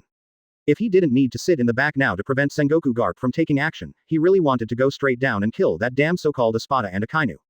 But he can't, and he can still do it for the time being. Because once he does it, Sengoku and Garp will do it too. King, to the general. This is the unspoken rule that everyone in the world basically defaults to. Ha ha ha, what's the matter, your attack doesn't hurt. On the ice battlefield, the normal Grimjow punched a fat guy with a pig nose. He wears a white robe with liver-colored sleeves emblazoned with the Whitebeard badge, and holds a knight's spear and a golden shield. Damn Espada, this person is the Whitebeard pirates, Speed Keel. Forget it, your character, this uncle is tired of playing too, die. With one punch, the opponent retreated, and under Keel's ugly and panic-stricken gaze, Grimjow's speed exploded, and he punched out. PFF'd. The shield shattered, and the right fist wrapped around Gao Chang Reiatsu directly pierced through the shield, the fist turned into a hand knife, and stabbed straight into his heart. Advertisement. Here, not far away, Foil Beasta, who saw this scene, was instantly horrified and furious, and shot with all his strength, killing Rear Admiral in front of him with one sword. Defeat that Rear Admiral, Foil Beasta was furious, started to display sword skills, and slashed with one sword. Huh, I want to give it to you. Grimjow sneered and threw Keel, who had been killed by his heart, and flew out. Rose dance. Foil Beasta jumped up in the air, waving the two swords in his hand, and a lot of red rose petals fell. It turned into a sharp blade and floated towards Grimjow, who sneered and slashed. Reiatsu swept the petals in an explosion, and returned them all to Foil Beasta. What? Seeing that his sword move was actually broken by the enemy, Beasta's expression changed, and he raised his hand and waved his double swords again to resolve it. Just waiting for him to finish, when he glanced at where Grimjow's figure disappeared, a figure had come behind him. Idiot, what are you looking at? What? Hung. Grimjow slammed down with a heavy kick, and Beasta's shoulders cracked. He resisted the pain and slashed with his backhand, and two sword chi flew out to force Grimjow back. However, Grimjow grinned, and under his horrified gaze, he waved his hand with one arm, and directly slapped his two sword chi away. Sero. Ha! A shot of red Sero condensed and burst out from Grimjow's hand. The flying Sero melted and destroyed the ice, and went straight to Beasta. Garden of Roses. Facing this terrifying Sero, Beasta roared, and several huge sword chi slashed out, colliding with Sero. Boom. Sero exploded, and in the scarlet light, a golden-blue flame figure appeared, blocking the blow for Beasta. Advertisement. Marco. Beasta thought that he was going to resist some damage, but Marco suddenly arrived and blocked the attack for himself. Don't talk nonsense, this guy is the 6th Espada of Christie Kingdom, and his strength is no trivial matter. Do your best, this guy is no weaker than Marine Admiral. Marco, who was slowly recovering from the burn on his body, turned his head slightly, and explained to Beasta with a heavy face. Espada Legion. Hearing this word, Beasta instantly recalled, and found that the appearance and clothing of the other party really matched the image of the rumored Espada Corps. Is it 2-on-1 again? Hee. Looking at the two people in front of him, Grimjow suddenly smiled. Ha ha ha ha funny. Immediately, he laughed wildly, but soon, when Marco Vista looked at his laughter with an inexplicable expression on his face. 5.3 Grimjow withdrew his smile, his face became gloomy, with a little anger on his face. Yesterday was also 2-on-1, 4-on-1. Do you like more to less? Then today, this uncle will blow you all to pieces. Obviously, it was the combination of Marco and Vista that reminded him of yesterday when the Marine executives finally came together to suppress his memory. It made Grimjow feel bad and angered him. Crack it, Leopard King. This time, without reservation, tear up all the enemies. Chapter 93 Leopard King. Kill Beasta. 4/5 for automatic subscription. Previous chapter. Next chapter. Advertisement. Grimjow's return to the blade was very loud, attracting the attention of many people. They were all shocked by Grimjow's exaggerated transformation, and when Grimjow was finished, a terrifying Reiatsu erupted. As always, after the end of Guiron, a wave of pressure roared, and under this terrifying sound pressure, hundreds of people, whether Marines or pirates, all died under this. The violent sound pressure swept through, like a wind knife, even steel can be cut open, and of course marine pirates can't resist it. Monster. Looking at the appearance and momentum of Grimjow's return to the blade in front of him, Marco's expression was solemn and a little ugly. This is Espada. Foil Beasta also felt the terrifying aura emanating from Grimjow, who had become like an animal fruit person in front of him. Oh, so scary. Has Mr. Grimjow unblocked all his powers again? On the battlefield below the execution platform, Pulsalino looked at Grimjow, who had returned to the blade, with a wretched expression on his face. And it's actually helping Marine against the Whitebeard pirates. Is that what the man meant? Brucelino was a little incomprehensible. He turned slightly to look at the 1818's high building behind the execution platform, and could vaguely see the figures of several people. There, it was Davy who stayed on the sidelines. Forget it, although the Empress's exit lost a battle power, she didn't expect them to be real, at least they could be recruited to act as a deterrent. I didn't expect the unexpected surprise that the 6th Espada would be dispatched to fight against Whitebeard. This wave is really bloody. Humph. Advertisement. Akainu, who was dealing with the pirate captains, snorted and said nothing. Sengoku Garp on the execution platform glanced at each other, unable to figure out Davy's intentions for a moment. However, since it is to help deal with the Whitebeard pirates, there is nothing to say. Sengoku gave a faint smile of relief. But soon, what happened next made him completely unable to laugh. Leopard Stormrage. On the battlefield, Grimjow faced Foil Beasta and Marco alone. The terrifying speed displayed by Grimjow became their nightmare. Although there is observation hockey, the speed of the opponent is too fast, even if your brain knows it, it is difficult to keep up with the movements. Grimjow's vigorous posture jumped, Reiatsu poured, and his figure turned into a streamer, rolling up the Reiatsu storm, and countless Reiatsu blades suddenly appeared. A blue-white figure of extreme speed flashed past, and a tornado with sharp blades ran rampant like a storm of death. All the marine pirates within a few hundred meters were involved in the waves, and countless screams rang out. Hey, Grimjow, aren't you helping us, Marine? How do you unleash this terrifying indiscriminate ability? Bastard, you monster, don't get involved with us, Marine. Stay away from him, you idiot. 66.99. Grimjow's large-scale damage, regardless of enemy or foe, directly angered Marine's people, and they all yelled at him. Noisy. Hearing these angry shouts, Grimjow gave him a cold glance, and all Marines fell silent, daring to speak again. Beasta, how are you?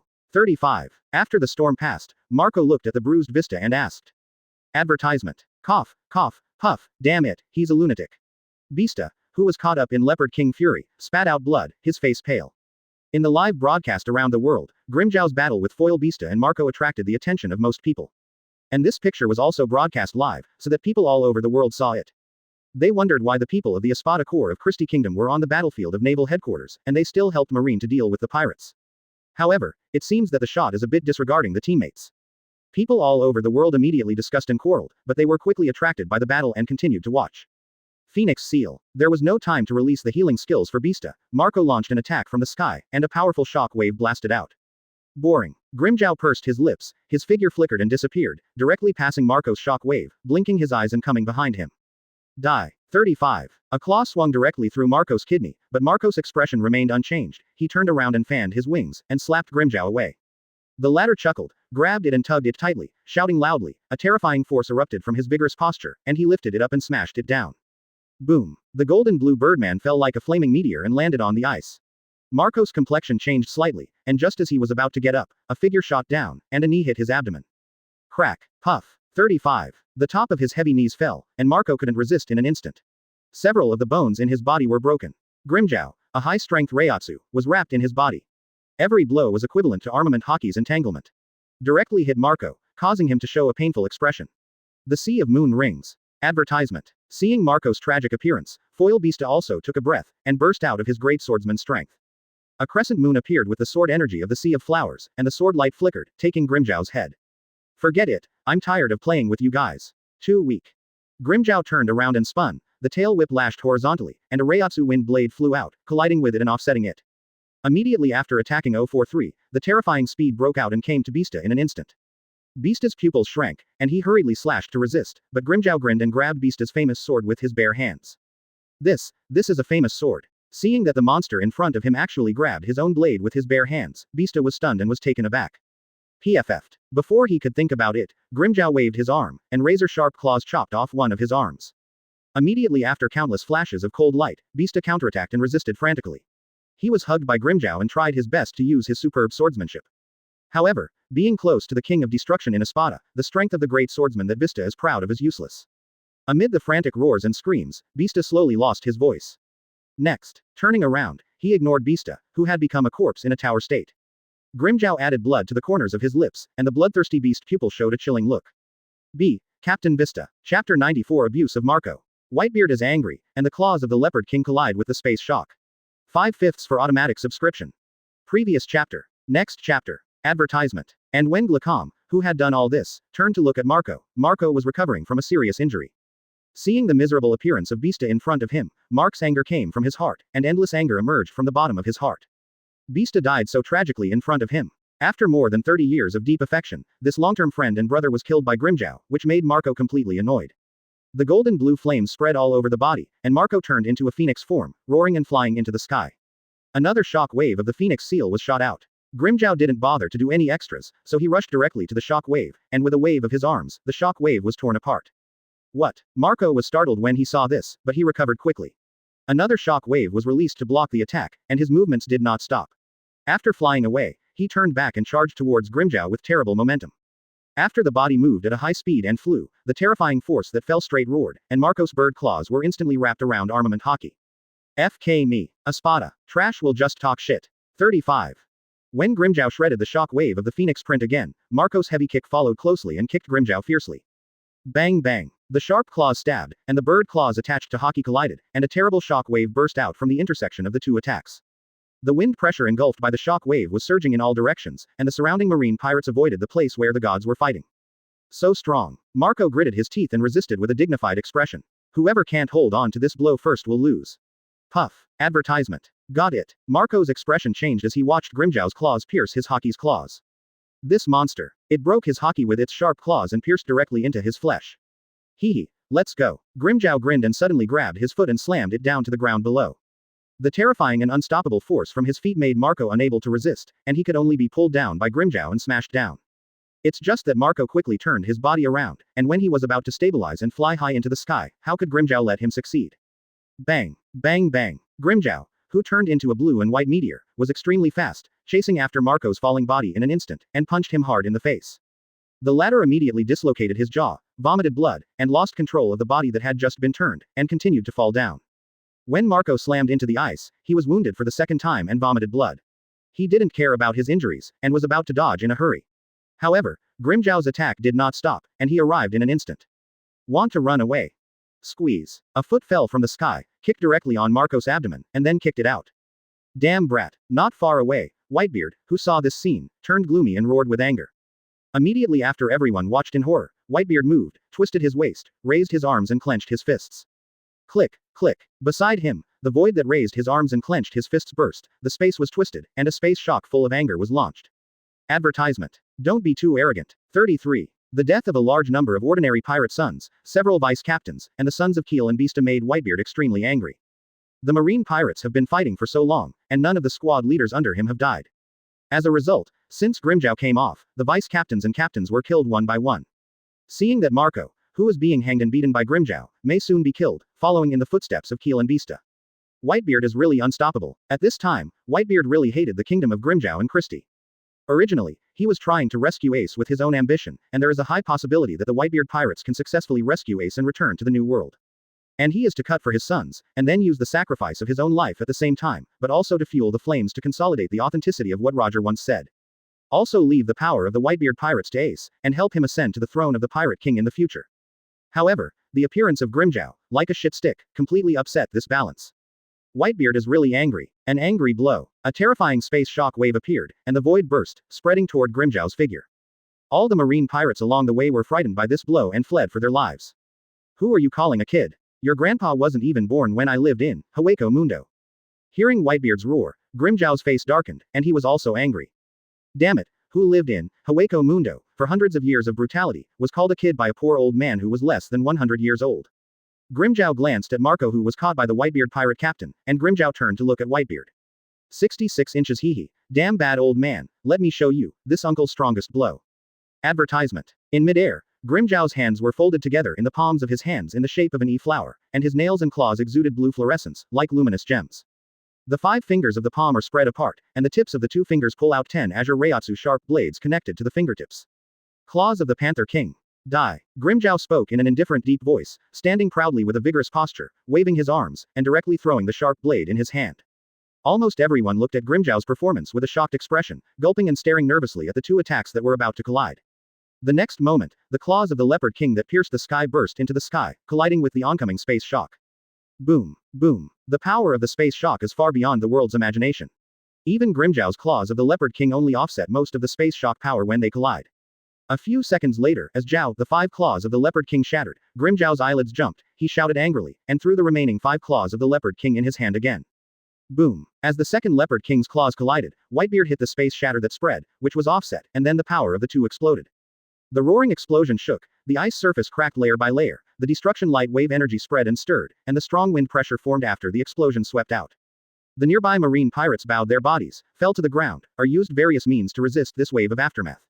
Everyone was terrified by this colliding force. At the same time, it also allowed them to experience the truly terrifying power of Grimjow, and the power of Whitebeard to destroy the world. Chapter 95 Fragrant Pastry, Brother Ming's approaching. 1/5 for automatic subscription. Previous chapter. Next chapter. Advertisement. Only a 6th-ranked Grimjow was able to do this, and even cracked Whitebeard's wrath head-on.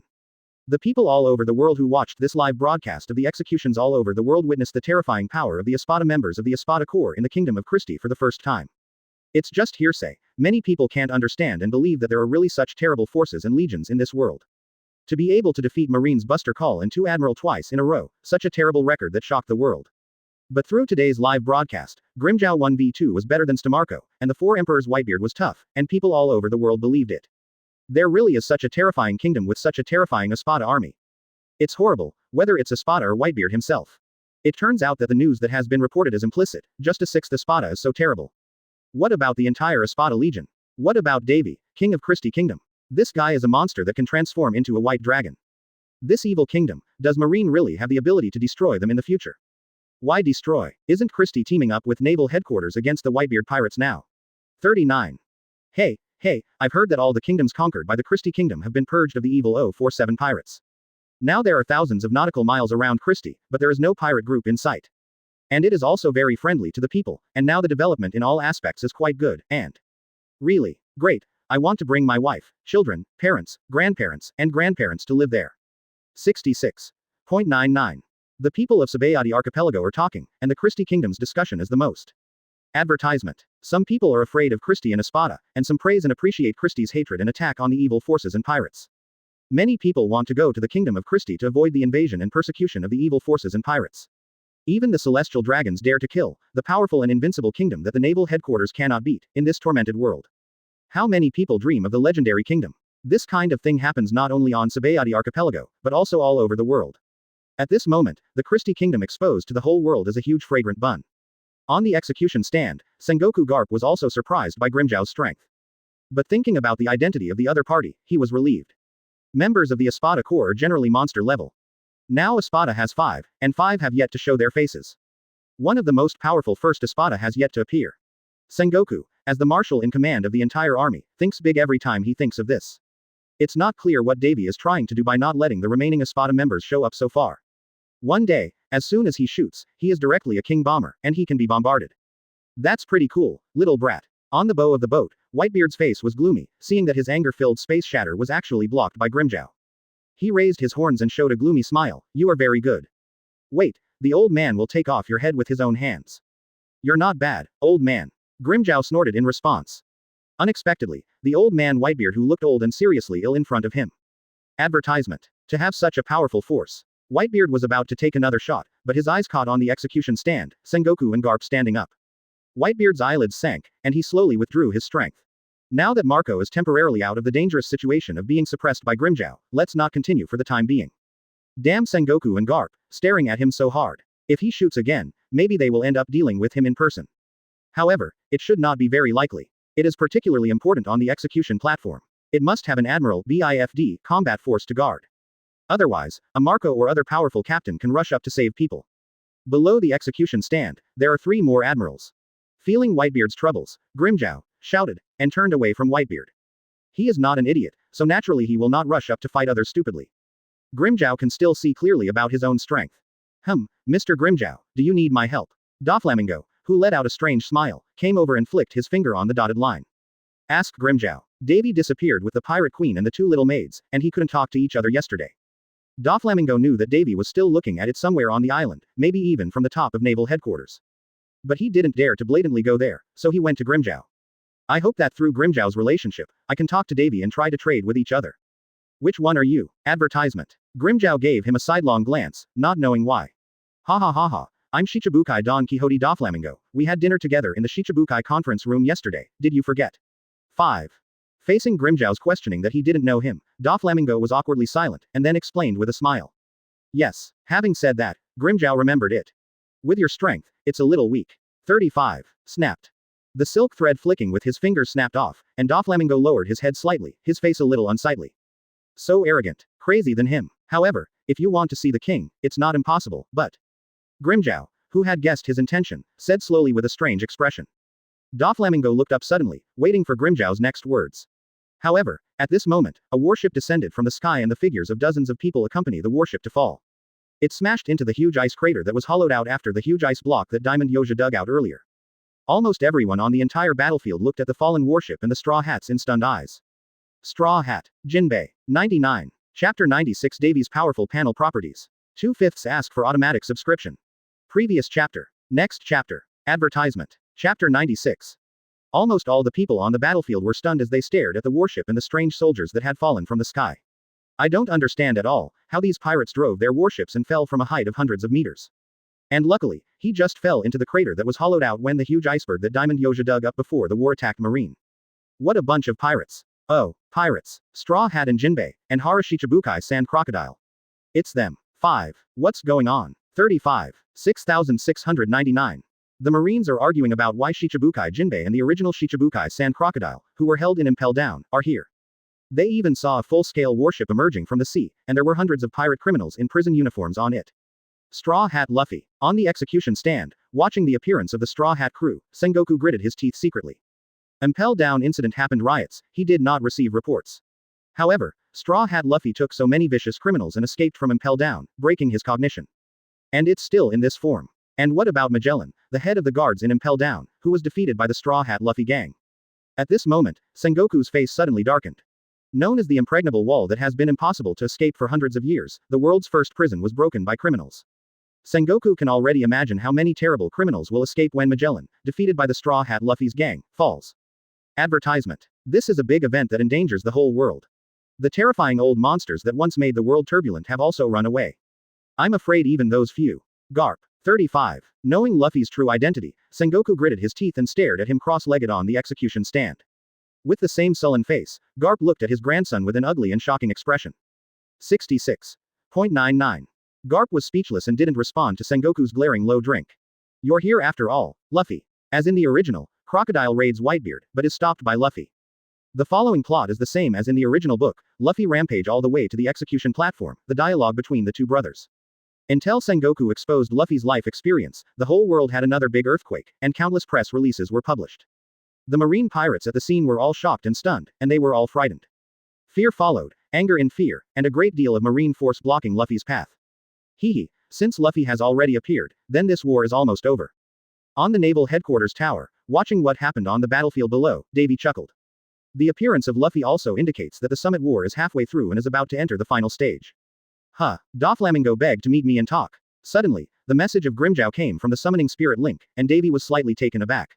Soon, Davy understood. This Doflamingo may have been frightened by the big event that Kaido invaded Christie Kingdom last time, was seriously injured by Baragon and chased thousands of miles, and fled back to New World in embarrassment. Advertisement. Now that I want to meet him so urgently, I am afraid the purpose is not simple. Davy narrowed his eyes slightly in thought. Dressrosa seems to be pretty good too, as the new division of words. Still a bit small after all, Davy shook his head. But the two queens were pretty good. After giving Grimjow a positive response, Davy ignored it. Davy clicks on his own properties panel to view. Open black lens bracket Davy close black lens bracket. Occupation. Great Summoner, King. Kingdom. Christie Kingdom open black lens bracket LV3 close black lens bracket. Grade. 6th grade. Species. Human, Void, Arankar open black lens bracket characteristics close black lens bracket. Talents. Summoning devour evolution, shadow manipulation. Click to view all. Abilities. Top observation Haki foreseeing the future, Conqueror's Haki, King's Fist, King's Awakening, King's Deterrence, Million Layer Reiatsu, High-Speed Regeneration, Steel Skin, Ringing, Sero, Celestial Magic, Rinnegan, Open Black Lens Bracket. Click to view Close Black Lens Bracket. All Close Black Lens Bracket. Equipped Weapon. Zanpakuto, Black Wing Demon, Summoning Family Members, Ulquiorra Cipher, Ghost Shadow Core, Tia Halibal, Yami Yargo, Kookaburro, Mars Murphiza, Yun Yun, Ram, Open Black Lens Bracket. Click to view all Close Black Lens Bracket. Warehouse. King's Gloves, Espada Zanpakuto 2/3 Blades Essence of Soul Crystal Core 30, Silver Rank Designated Summoning Ticket X1, Rampage Potion, Invitation Letter of Otherworld Dimension, Flesh of Another World God, Tajan *9, Open Black Lens Bracket. Click to view all Close Black Lens Bracket. Dot for Flowers. Origin Point. 3577. Comprehensive Evaluation. A great King Summoner, has shown his King's Edge. P.S. Everyone, please remind me if there are any omissions in the comment area. Thanks. Advertisement. 6th Order. This is Davi's current strength, and now Davi has been able to achieve Aizen's Reiatsu level in the original work. Condensed a million layers of Reiatsu barriers on the back to resist the sneak attack of the enemy behind. And he also developed another million Reiatsu series skills, maybe the marine pirates on the battlefield below are lucky enough to experience it once. 0. The silver level designated summoning ticket that has always existed in the warehouse, Davi has kept it until now, and he has not yet figured out who to call out. With the system's urgency, the remaining Espada can be drawn from the gold summoning pool and platinum summoning pool in no time at all with 10 consecutive summons. So Davi didn't think about choosing to summon Espada at all, knowing that the silver summoning pool could summon up to 5 summoned characters and items. Davi, who obviously had too many wives in the heavens and the world, fell into troubled contemplation, not knowing which one to call. Forget it, think about it for a while after returning to the kingdom. Another surprise to Davi is that the Christie Kingdom has been promoted to a super-level kingdom. Directly unlock 2 special effects. Think carefully about the changes in Christie Kingdom in the past 6 months. The level of force has been continuously increased, coupled with various welfare constructions, and policies have been released. It took half a year to upgrade from a 0-level kingdom to a 3rd-level kingdom, and it really wasn't a big surprise. Davi, something has changed below. At this moment, Hancock, who was snuggling in his arms, suddenly spoke up, interrupting Davi's thoughts and exiting the system interface. Look at the battle situation below. Interesting, instead of escorting Luffy, Marco teamed up with the Sand Crocodile and started directly at Grimmjow. Chapter 97 vs Sand Crocodile Marco. 4K word rework. Don't subscribe if you subscribe. Close Black Lens Bracket. Previous chapter. Next chapter. Advertisement. After the Straw Hat Luffy's life was revealed by Sengoku, the Marines along the way were all excited, and everyone wanted to kill him. Not only to get rid of the son of the most dangerous criminal revolutionary leader long in the world, but also for credit. How much credit does it take to get rid of the son of the most dangerous criminal revolutionary leader long in the world? At least 3 levels in a row. If this is the mainstay of Marine, I am afraid that I can directly enter the ranks of Marine high level. So, Marines go crazy. On the way to the execution platform, not to mention how hard it was, even Admiral Pelusolino personally blocked it, but was rescued by Marco. Then he rushed towards Grimmjow angrily again. No way, the cub was slaughtering his comrades again. I can only tell my friends, protect Luffy and let him get to the execution platform, and then fight with Grimmjow again. Grimmjow is also very annoying to this guy, no matter how badly injured he can heal. He's obviously so good, and his strength isn't very strong, but he's very annoying. And now there's one more person. A sand sculpture. Oh, it's a sand sculpture person who can naturally desertify, It's really a sand sculpture. Salon. The sand crocodile waved his hand and unleashed a desert storm tornado, marching forward with the terrifying force of shattering rocks and knocking down buildings, engulfing Grimmjow. Phoenix Seal. Marco cooperated with Crocodile's attack, and a shock wave followed closely, blocking the direction at the same time. Grimmjow showed disdain, and was not afraid of the combined attack of the two. His speed suddenly accelerated, and at the same time, 047, burst out with a Reiatsu. Wrath of the Panther King. Between the lightning and flint, Grimmjow's figure flashed, and it turned into a blue streamer and flew past. The blue light exploded wherever it passed, and the shock wave and the storm were destroyed at the same time. But his goal is not only these 2 attacks, but both Marco and Crocodile. The blue streamer flashed and set off the Reiatsu storm. The 2 of them didn't have time to avoid it, and they were directly enveloped in it. The blue Reiatsu storm shock wave passed by, and the blue Reiatsu glare rose into the sky. Boom. The terrifying power of this move, even Sakazuki did not dare to resist, was injured by this blow yesterday. Marco has the Phoenix Fruit to recover from injuries, and like high-speed regeneration, he is already recovering from injuries. And Clark Dale is not so easy to say. The Reiatsu owned by the Espada Arancars is equivalent to armament hockey, and it still needs a higher energy. Each hit is equivalent to entangling armament hockey, doubling the damage power to Logia-capable users. Under this blow, Crocodile glanced at the scars on his body, and his face gradually darkened. You bloody bastard. Desert Great Sword. The angry Crocodile had already fought in earnest, and the gloomy expression on his face showed the anger in his heart at this time. He is a very egoistic person, and he always cares about his posture. If he is beaten, his clothes will be tattered and he will be injured. He couldn't bear to remain calm any longer. The sand surged violently, and his arms turned into sand blades. The sand blades pierced through the ice layer and traveled under the ice layer. The speed was extremely fast. Advertisement. Pung. It's just that Grimmjow doesn't need to dodge at all. Reiatsu's claws swipe away and break it up. You won't forget me, will you? Cranapa. Moving at a high speed from the sky, Marco, who fell straight down, kicked Grimmjow with one foot. His strength was so strong that he directly kicked Grimmjow back and slipped back dozens of meters. A surprise attack repulsed Grimmjow, and Marco obviously wouldn't let go of the gap, moving at high speed to chase after him. Dot for flowers. Relying on the speed of continuous high-speed movement and accumulation, Grimmjow occasionally swipes with crane claws around Grimmjow, and slaps with undead flame wings. There is also a crocodile responsible for the sudden attack, and Grimmjow was really suppressed by the fruit ability of these two people for a while. Desert prison. Suddenly, grabbing the gap between Grimmjow dodging the shock wave of the phoenix seal, Crocodile turned into a desert sword and broke through the ice. The desert greatsword, like a sharp giant sword, pierced Grimmjow's body, opening a wound several tens of centimeters long. Immediately afterwards, Crocodile grinned and reached out and grabbed his wrist. Under Grimmjow's astonished gaze, his arm was soaked in moisture in an instant and became dry. Feeling the rapid passage of moisture, Grimmjow squeezed Sero and pressed it directly to Crocodile, who also realized that this thing was not something he could bear, and let go with some regret. Boom. However, Grimmjow's Sero was used to push back Crocodile and also against Marco. Sero pierced through the Crocodile, which had been deserted ahead of time, with scarlet rays of light shining, and the blast shock wave surging. HMPH, the little bird who doesn't know whether to live or die is really annoying. Leopard King. Raging waves. In the scarlet light, Grimmjow roared, and the violent Reiatsu erupted, forming a huge wind blade. Reiatsu swept through the storm. Countless wind blades revolved at high speed in the storm, the terrifying storm spread, and all the marine pirates within a kilometer were involved and could not escape.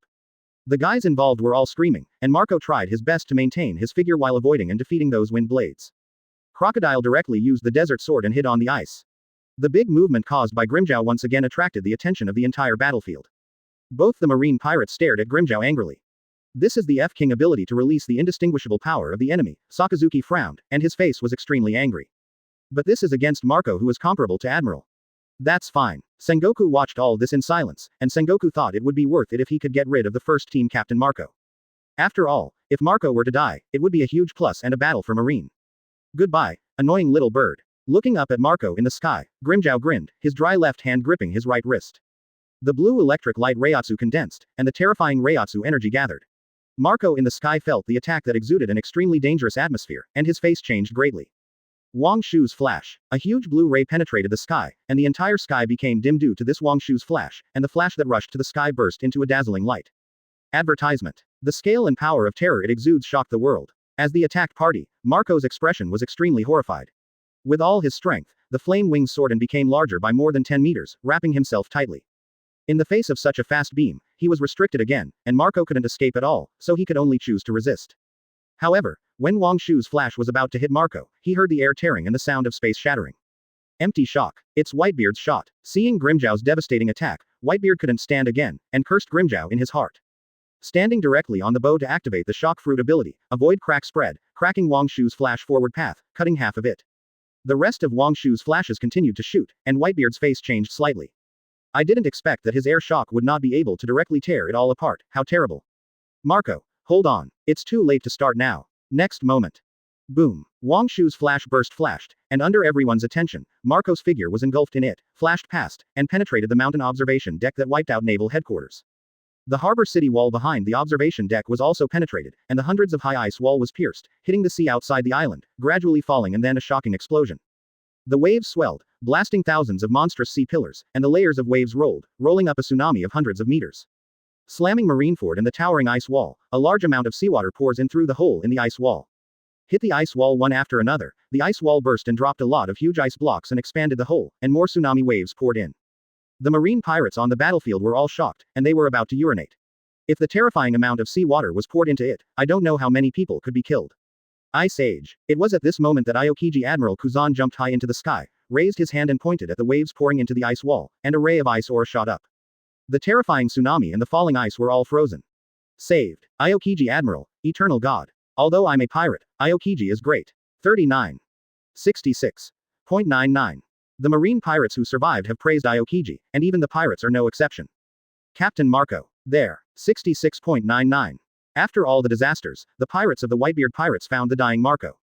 At this time, Marco was covered in blood, covered with bruises, and half of his body was beaten. The left arm disappeared, the upper half of the body disappeared, but he was not dead yet, relying on tenacious willpower to maintain the ability of the phoenix fruit. Slowly recovering his battered body, he knew that if he lost consciousness like this, it won't take long for him to lose the ability to control the phoenix to restore his body, and he will die directly from his injuries. Advertisement. Grimjow. Whitebeard is furious. He was thoroughly pissed off by Grimjow, and Whitebeard growled and shouted Grimjow's name. Under everyone's shocked eyes, Whitebeard finally came to an end. Under Grimjow's constant troubles, Whitebeard was finally provoked to end early, which accelerated the heating process of the entire war.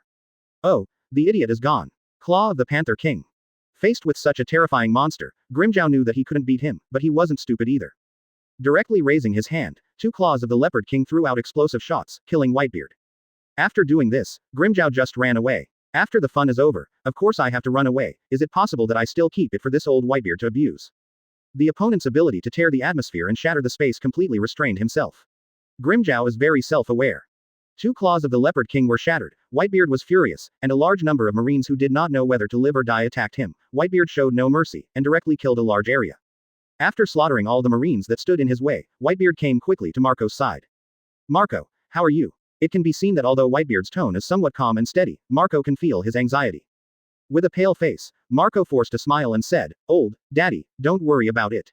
I'm fine. 35. I'll recover soon. Come here, go and save Ace.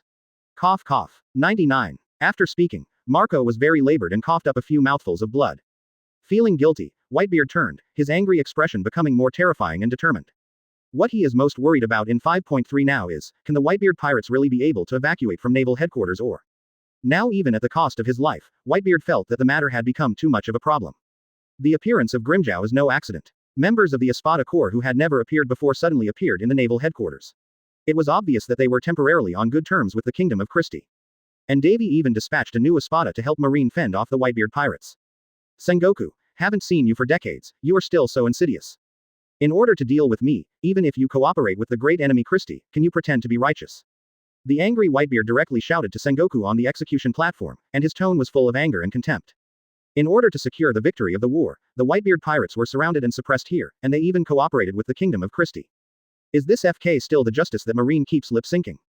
In order to execute Ace, restore Marine's reputation and prestige to naval headquarters, which was destroyed by Christie Kingdom. Even at the expense of joining forces with Christie Kingdom, but isn't that taking off your pants and farting? It is necessary to restore reputation and prestige, and cooperate with the enemy. This brain-dead operation is human. Can Sengoku come up with it? Chapter 98 Whitebeard's Rage to Die. Blackbeard is here. Previous chapter. Next chapter. Advertisement. What Whitebeard said, the Marines were moved, and their hearts were already embarrassed by the appearance of Christie, even more embarrassing. He looked at Sengoku with questioning eyes. Whitebeard, in order to destroy the Whitebeard pirates and the evil 4 emperors, as long as this goal can be achieved. 35. Even if it is a sinister means, it is worth it. The world needs peace and security. Means are secondary. Facing Whitebeard's anger and contempt, Sengoku's face was gloomy, and he responded with a serious and righteous shout. Hearing this, all Marines were determined, and they were almost persuaded by Whitebeard just now. This is your answer, is this your justice? Whitebeard closed his eyes, took a deep breath and slowly opened his eyes. His eyes were full of anger and killing intent, he said in a passionate tone. Then kill. Sons, crush the naval headquarters and rescue Ace. Oh, look at me daddy. Humph. Cover the straw hat boy to the execution stand. 6699. Father Whitebeard has personally come off to encourage them. As sons, how can they not try to play 200% of their strength and try to save Ace? The other thing that pissed them off was that Grimjow, the damn it guy, disappeared after hitting Captain Marco badly. But now the most important thing is Ace. Whitebeard's personal end shows that the war has reached its final stage. Advertisement. Everything is like the original, everyone tried their best to rescue and successfully saved Ace's life. Seeing the 2 brothers returning home, Whitebeard slowly breathed a sigh of relief. Whitebeard's expression changed when he saw another pirate ship land on the bay square. Directly stopped Squad with one arm and drove in, the pirate ship equipped with rollers. After reprimanding Squad, under the gaze of the other party's painful self-blame and tears, Whitebeard turned around and walked forward for a while, with his back to the Whitebeard pirates, panting tiredly and saying, "Listen to me, Whitebeard pirates. Now to give the captain's final orders. You and I, just part here, everyone must live and return to the new world safely." The muscles of Whitebeard's left arm bulged and swelled, and a terrifying force erupted, and a compressed ball of light appeared on his clenched fist. I'm a remnant of the old. The new era has no ship that can carry me. Ha pung. Let's go. Little ones. 99. As Whitebeard burst out, his fist slammed into the void, and the space burst, expanding and spreading rapidly. Bang bang bang. The ground collapsed, and the naval headquarters tower was directly cracked and twisted, and turned into ruins. Cold sweat fell from Sengoku's forehead, his brows were furrowed, his face was extremely ugly, and he gritted his teeth. Whitebeard. Daddy. 35. Advertisement. Dad, I want Daddy to fight together. Dad. The pirates of the Whitebeard pirates burst into tears and were reluctant to leave, leaving Whitebeard alone to cover their escape. A good escape opportunity created by Whitebeard was ruined. Sakaris, who was chasing the two Straw Hat brothers, appeared and uttered vicious words, causing Ace to stop. In the end, he couldn't resist Sakazuki's fierce attack to insult Whitebeard. Ace lost control of his emotions and couldn't help but fight against Sakazuki. In the end, in order to protect Luffy and block a fatal blow for him, Ace was pierced by magma iron fist through his chest. Luffy also had a nervous breakdown. Everyone turns to cover to protect Luffy from escaping. Looking at Ace, who was pierced by Sakazuki through his chest to die, Whitebeard fell into a state of rage. Facing Sakazuki was a violent blow, but after Sakazuki's reaction slowed down, he released countless magma flying fists to harass and hit a few punches. Sakazuki turned into lava directly and got close to Whitebeard, and the lava dark hound punched Whitebeard's abdomen with a punch. Whitebeard's raised fist that wrapped the shocking light ball was also incapable of covering it, and he knelt down on one knee after being severely injured. Sakazuki smiled triumphantly at Whitebeard, who was directly knocked down by his own punch. It just didn't take long for him to be complacent. Whitebeard suddenly stood up, grabbed the front of his shirt and lifted it up, his eyes filled with murderous intent. In Sakazuki's cold sweat and fearful eyes, he threw it high and clenched his fists, and the shock energy light ball appeared again to condense the compression force. Pung pa. Until Sakazuki fell from the sky, recalling the memories of Ace's past and death. Whitebeard's eyes were murderous, and he punched Sakazuki directly in the abdomen. The space was twisted and shattered, Sakazuki's eyes turned white, and he vomited blood in agony. Advertisement. This blow not only severely damaged Sakazuki, but even shattered the ground and spread upwards, shattering the naval headquarters once again, and shattering the town. Separate the Whitebeard pirates from Marine. A crack and gully split the battlefield, and Sakazuki's body, which was vomited blood and battered, also fell into the crack. After calling out, Whitebeard, angrily, he fell into it and disappeared. Whitebeard, who was in great pain in his heart, watched the family members who died one after another. The battle began to face all Marine alone, and behind him, his sons cried in pain. And just as Whitebeard faced the siege of countless Marines, behind the ruined naval headquarters fortress, a huge figure slowly appeared. P.S. City towers, fortresses are fine. On the execution platform, there are still 8 figures standing there. What? Zhao, soon, Marine will find them and identify them. Shichibukai, everyone from the Blackbeard pirates. Oh, Blackbeard, it's coming out, I'm tired of watching this war. In the void, Davy had brought Hancock and Remlum to the void before the naval headquarters fortress was destroyed. Casting the Ryotsu floor, sitting on the throne of Ryotsu condensed, holding the Empress Hancock in his arms, watching the appearance of Blackbeard and his party. Chapter 99 New Mission, Blackbeard's Arrogance, Second Update. Previous chapter. Next chapter. Advertisement. As for the previous shock ability, all of them were easily resisted and eliminated by Davy. Standing next to Davy, Grimjow also looked at Davy's Kamui in shock. Even the shattering attack that he needed to destroy with all his strength, the king managed to resolve it with ease. Fear. Grimjow stood there honestly, not daring to catch his breath at all. As for the interaction between the king and the empress, Grimjow absolutely did not dare to go beyond the slightest, staring at the battlefield below, daring to look at the two of them again, and couldn't see it. Blackbeard, how could he be here? What is he going to do? 99. Hancock wrinkled his eyes slightly, very puzzled. The war is almost over, but what is Blackbeard doing now? Let's watch his performance. I want to see how arrogant he can be today. 33. Davy squinted his eyes slightly, smiled. The movements in his hands kept moving, stroking and playing with the majestic snow peak of the female emperor, causing the female emperor Zhao to be full of anger. Snuggling in his arms and squeezing his body, he fell into a dream wedding fantasy again. Blackbeard teach, this guy, Davy has been looking bad for a long time. Watch him perform a good show first, and then deal with him. Davy thought to himself. Give the other person a well-planned, and then achieve the dream goal when the other person falls into extreme ecstasy. It should be fun to crush the opponent's ambition completely, right? Davy showed a black-bellied smile, who made Blackbeard's arrogant look unpleasant to look at. Since you are upset, you are an ungrateful and shameless pirate, and he is capable. Advertisement. Then solve it, save it from being annoying and unappetizing. 4 Emperors Blackbeard in 2 years? Let's live through today? As Blackbeard had hoped, after being beaten up by Whitebeard, they finally completed their plan. Before his death, Whitebeard revealed the true existence of the great secret treasure. For the declaration Roger once said before his death, it once again strengthened its existence, and the whole world was because of Whitebeard's words before his death. It's boiling again. Countless men burned, killed, looted, sold property, murdered and seized treasures, bought and robbed ships, and formed a pirate group to go out to sea. It is conceivable that this era has gone mad, and the number of pirates in the world has increased by at least 30%. What a horrible word count. However, no one knew the moment when Whitebeard finally died. The person who actually killed Whitebeard was actually Davy.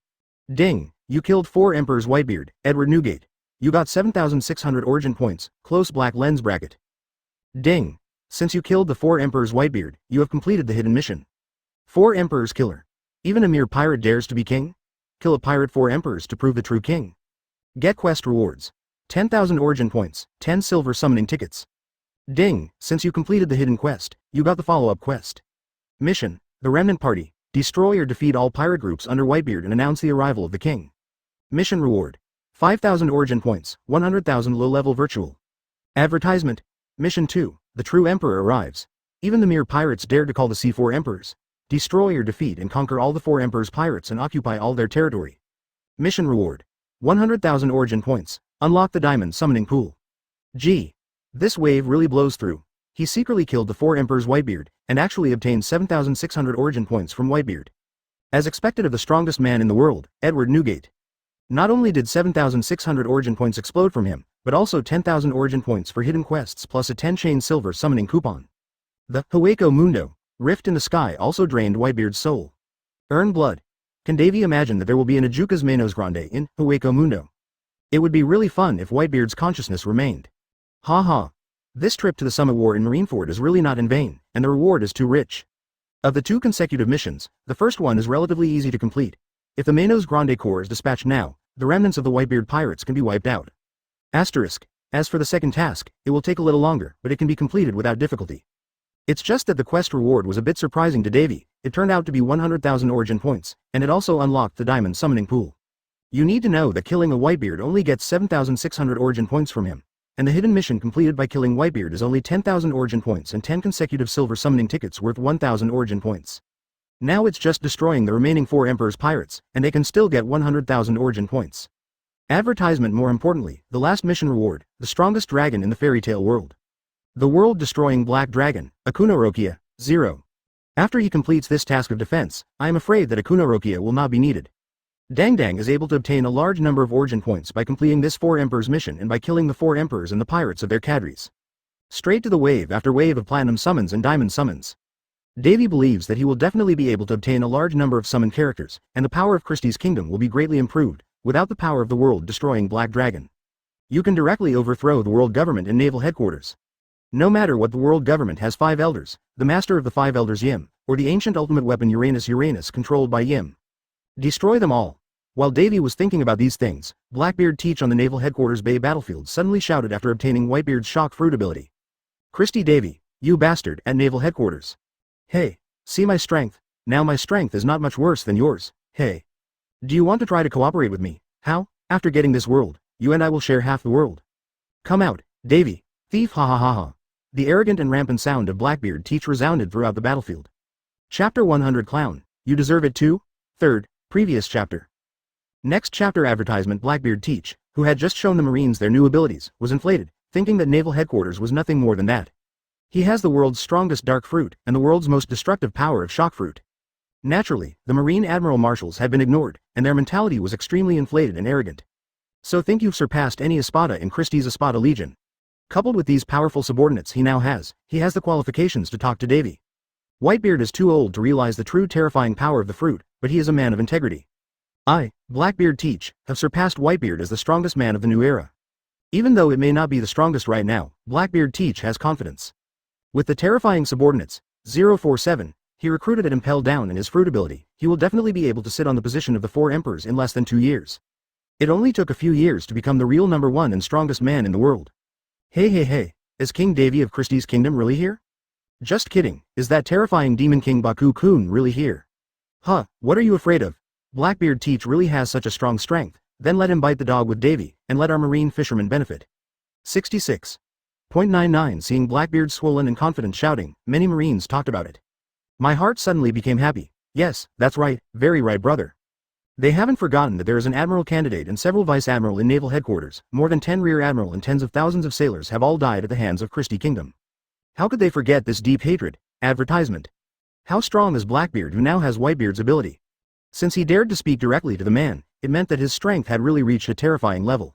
In this case, they will fight dog by dog, and if they lose both in the final battle, the high-end combat power of naval headquarters will just enter the game and encircle and arrest them all. Davy. Looking at Blackbeard Teach's arrogant shouting, Sengoku didn't think so in his heart. In his perception, although the current Blackbeard Teach's strength may have been greatly improved, the fruit ability is not so easy to use. With his strength, even if Blackbeard Teach has such subordinates, Sengoku is confident enough to kill them all if he does his best. The only problem is that Blackbeard Teach's current master's unskilled shock fruit ability will also completely smash naval headquarters into the sea. This is where the real trouble comes, and it's also the fundamental reason why Blackbeard Teach dares to be so arrogant and fearless. Perhaps, with Davy's terrifying power and the Espada core he controls, he can easily kill Blackbeard Teach. Blackbeard's inflated propaganda was naturally broadcast live, so that all the people who watched it all over the world learned the news. Davy, King of Christie Kingdom, is actually in naval headquarters? This is big news, super big news. All the reporters and newspapers have recorded it one after another, and then they all contacted and reported it to the agency to publish it quickly. The naval headquarters, which was destroyed twice by the Christie Kingdom, was able to put aside their prejudice and chose to unite with the Christie Kingdom. No wonder they could see one of the new Espadas of the Espada Legion before. If it was just that, it would be nothing. But Davy, the King of Christie Kingdom, is actually at naval headquarters, which is super big news. I was going to kill you, but I didn't expect you to be in a hurry to bury Whitebeard. Above the void, looking at the Blackbeard Teach who was arrogantly provoking himself on the bay battlefield below, Davy showed an indifferent smile. Lord King, do you need me to kill him? Advertisement. Grimjow couldn't hold it anymore, and knelt down in front of Davy to ask to play. No, with your strength, it's not that easy to deal with them. Davy glanced at Grimjow and said indifferently. Damn it, the king is actually disgusting me for being weak. At this moment, Grimjow was secretly angry in his heart, and his weakness was once again mentioned by the king. Interesting, do you want to die? Then this king will fulfill you? Suddenly, a majestic voice came from the sky. Everyone raised their heads in shock and found that just above the naval headquarters fortress, there were several people standing in the sky. Look, Christie 3 Davy, they're in the sky. He's actually at naval headquarters. Many high-level Marines know that Davy is in naval headquarters, but there are many in the middle and lower levels who don't know.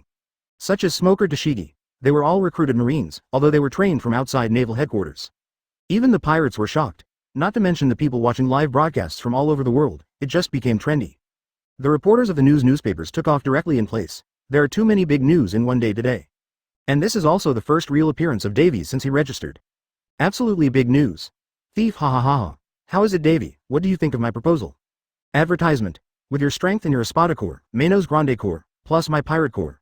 This world, the mere world government naval headquarters, is nothing but scum. All of them will be ours. Blackbeard Teach ignored Davy's words and continued to invite him with a smirk. Looking at Blackbeard Teach who was making outrageous remarks, Sengoku Garp had a look of contempt in his eyes. Fearless and ignorant idiot, how dare you challenge Christie Davy with your strength? Dare to speak madly about world government naval headquarters but that's all? They're all scum? 5.3 Hee. Sengoku Garp quietly watched Blackbeard Teach pretending to be arrogant, and a playful look slowly appeared in his eyes. Because they all know that Blackbeard Teach in this posture will definitely die badly in the future. Davy, the Demon King. Can Kun listen to him? Will Davy still be the overbearing king? Sure enough, as Sengoku Garp thought, Davy responded directly. After speaking, Blackbeard Teach's face slowly turned gloomy and ugly. You and I are equal in strength. Ridiculous. Like a clown jumping beams. Who gave your dog the courage to yell at this king? 35. Working with this king? You deserve it too?